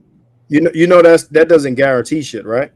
I understand that, but still, Okay. you need to let it be known. Hey, look, this is what's going on. I'm not just buying you a plane ticket, hoping that you might say yes to sex without necessarily saying yes to no hard to get shit. If you trying to do that, if you trying to go that route, and you mess around, turn around there, and she tell you no, but yet there was almost a certain promise of the guarantee, and it doesn't go through. This is how motherfuckers get hurt. Because I'm hearing all of this again, I know these are closing comments, but I keep hearing this. Well, he needs to make sure he says this. Like, motherfuckers don't be saying shit, and then bitches change their minds. Like, women change their minds about a bunch of shit all the time. That's less than sex. You can change your mind. How you getting home though? I understand that's exactly what happened to her. That's exactly the point. What happened. So, but we're pretending that this is a result of him not being upfront. Like, this shit don't happen when a motherfucker's up front. No, well, I understand that it happens even when you up front. But the whole thing is, why would you even, if you know you don't want to fuck, if you ain't sure that you want to fuck, then why in the fuck would you get on the damn plane? Why would you let me out? Because you think you can get away with it. Right. You be a damn fool to think that you just gonna get away with it. It happens all the time. When his name is on the damn ticket. Happens all the time. Yeah. Women move like they don't believe or think that men can't enforce anything. They really think they're just untouchable, and that's why they do the things that they do.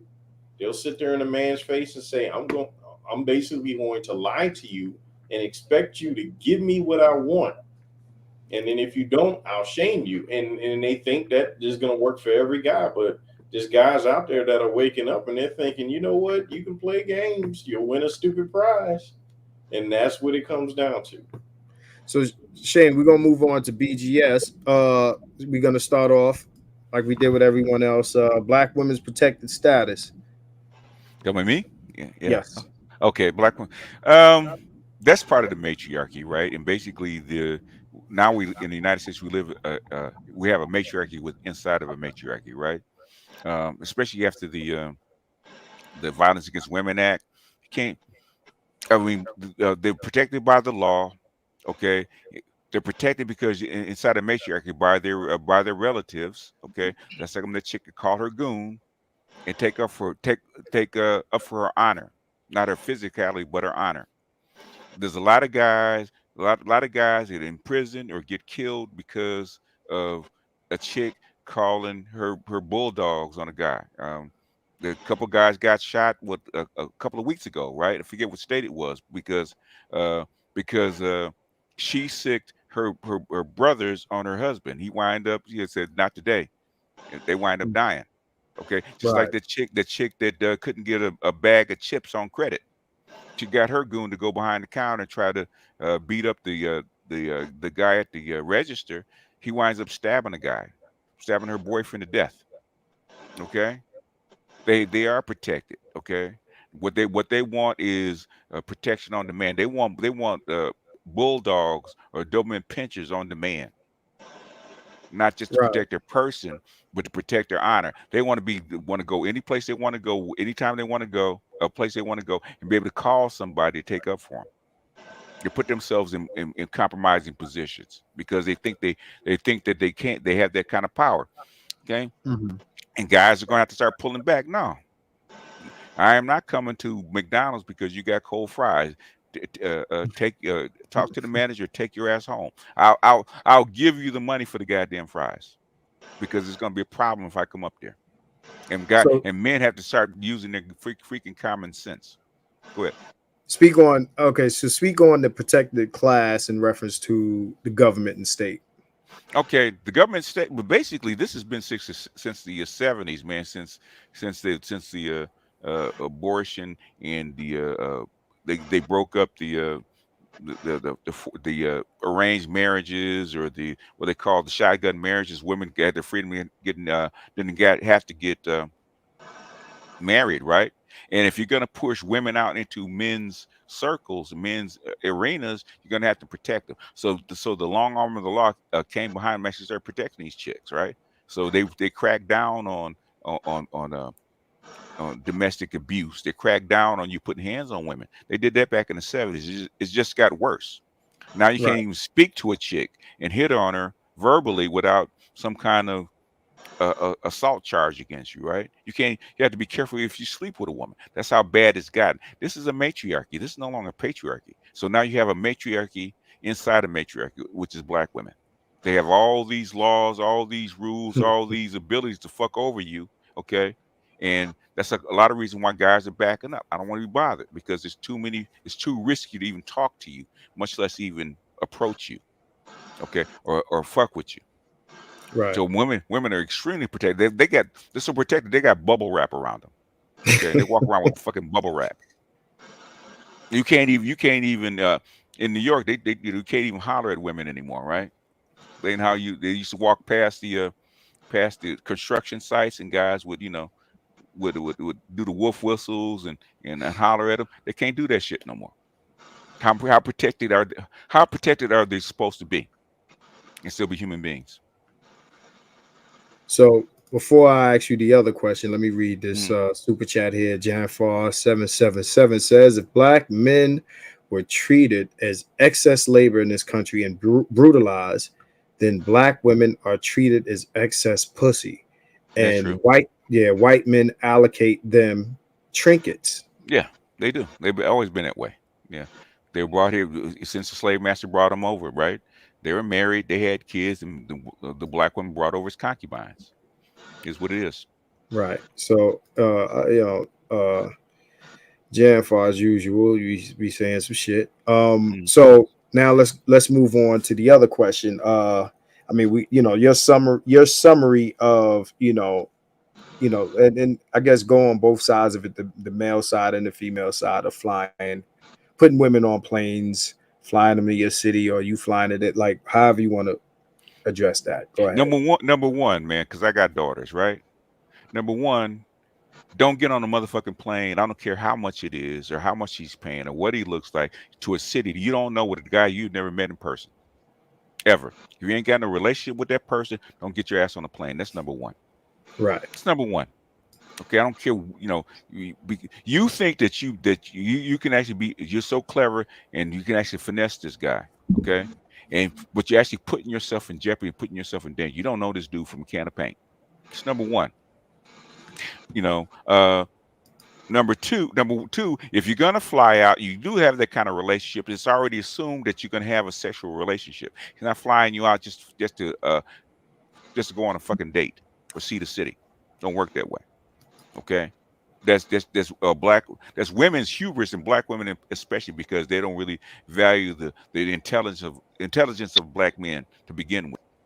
That's a sign of disrespect, and that's how a guy flies you out, spends all this money, and you don't give him sex. That's a sign of disrespect. Okay, and the guy was generous by basically, instead of putting you out of his house and say you get your Uber home, drive you back to the airport. Okay, you didn't have to do that because you broke the contract. Okay. Second thing is, the other half is, like we say, Marcus, niggas, stop trying to pop your collar by saying you can afford to fly a woman out. Okay.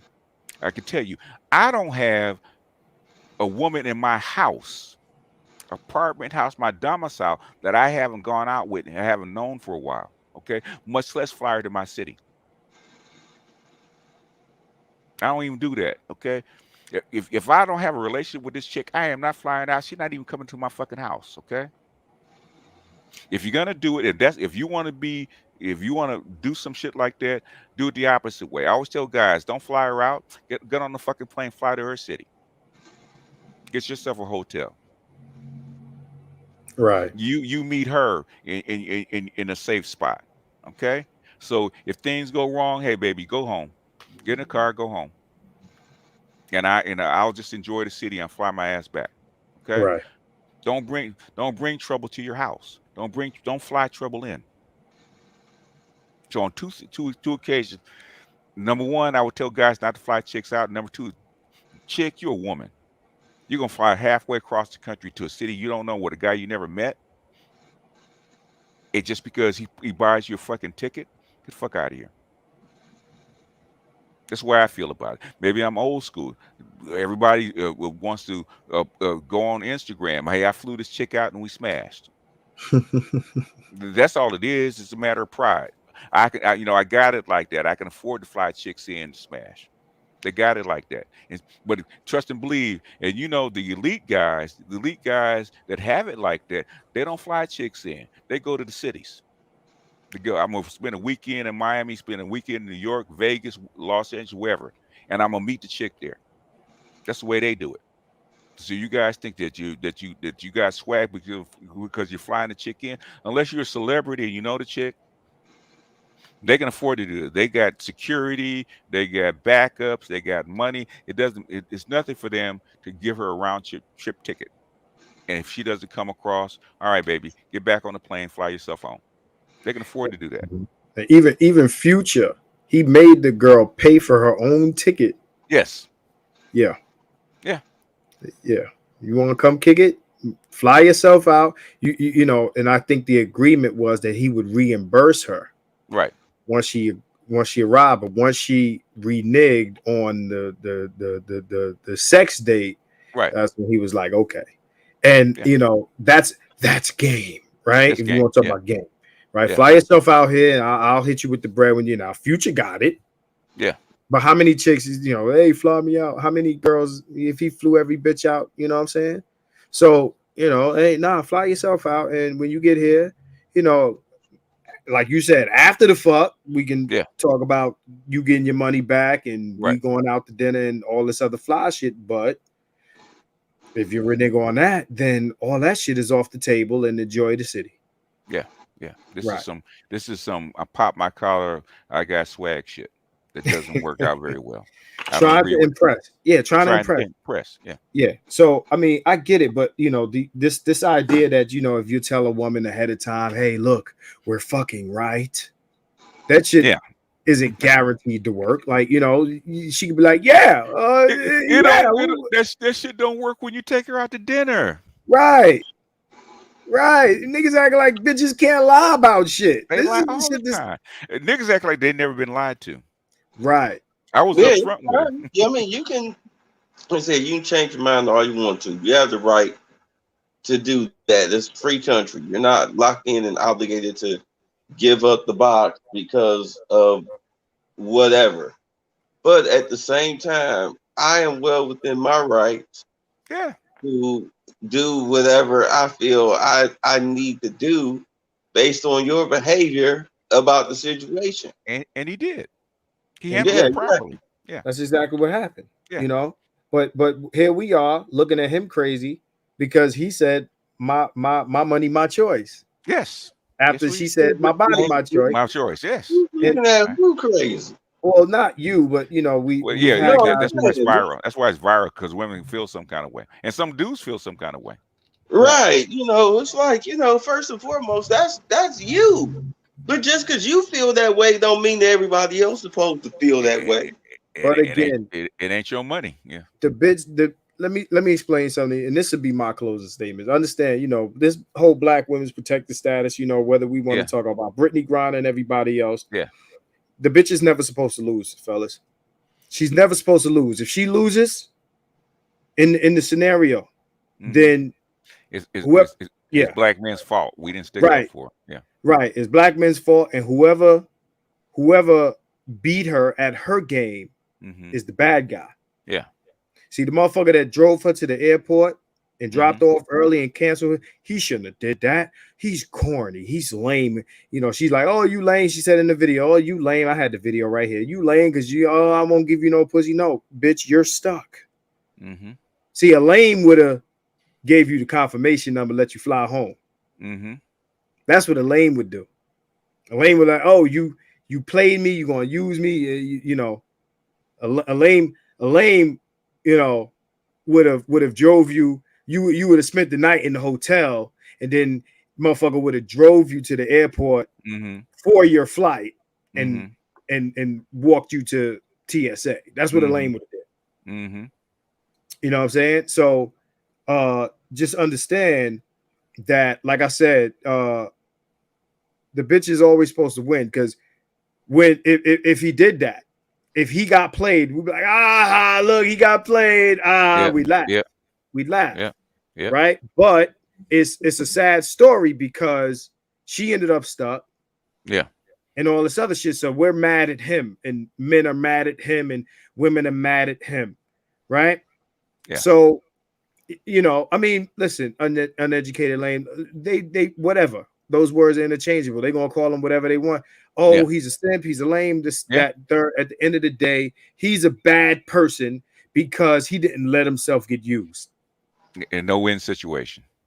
Right. So, okay, you don't want to fuck. Here you are. I drive you. The least I could do, bitch, is drive you to the airport. See, me, I would have drove the bitch in the other direction. Yes, well, you ain't shit. But this is fine with me. I would have drove the bitch in the other direction. If the airport is east, bitch, you're going west. You know what I'm saying? I would have drove over there, and we would have went to a mall, and I would have got lost in that motherfucker and found my way back to the garage and drove off. Yeah.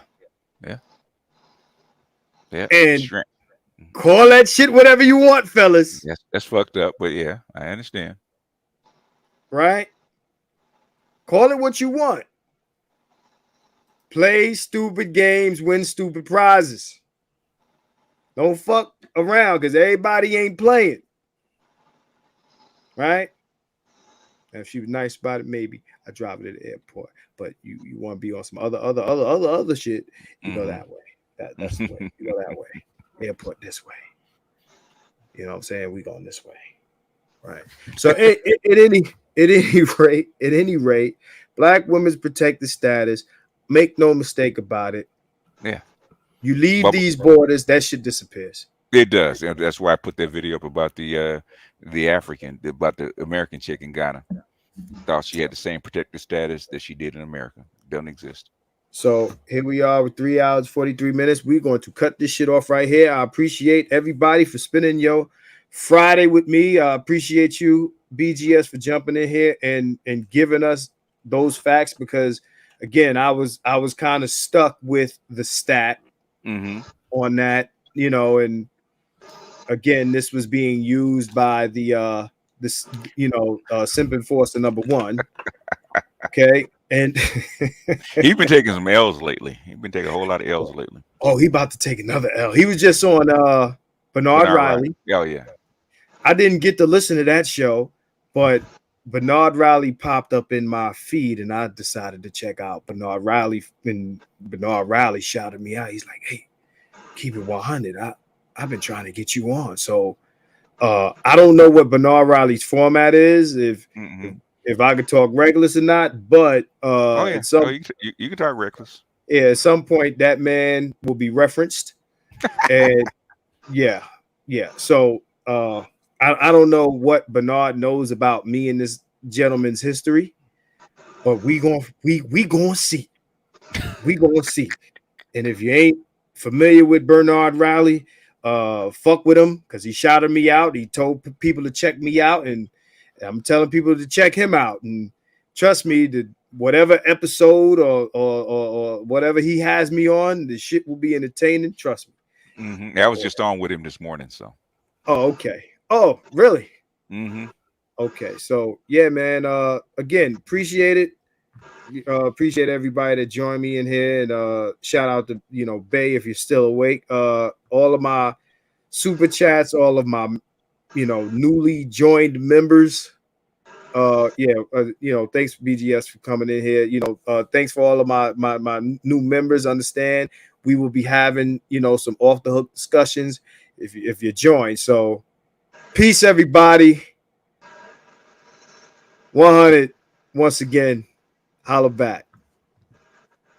Appreciate it. Peace.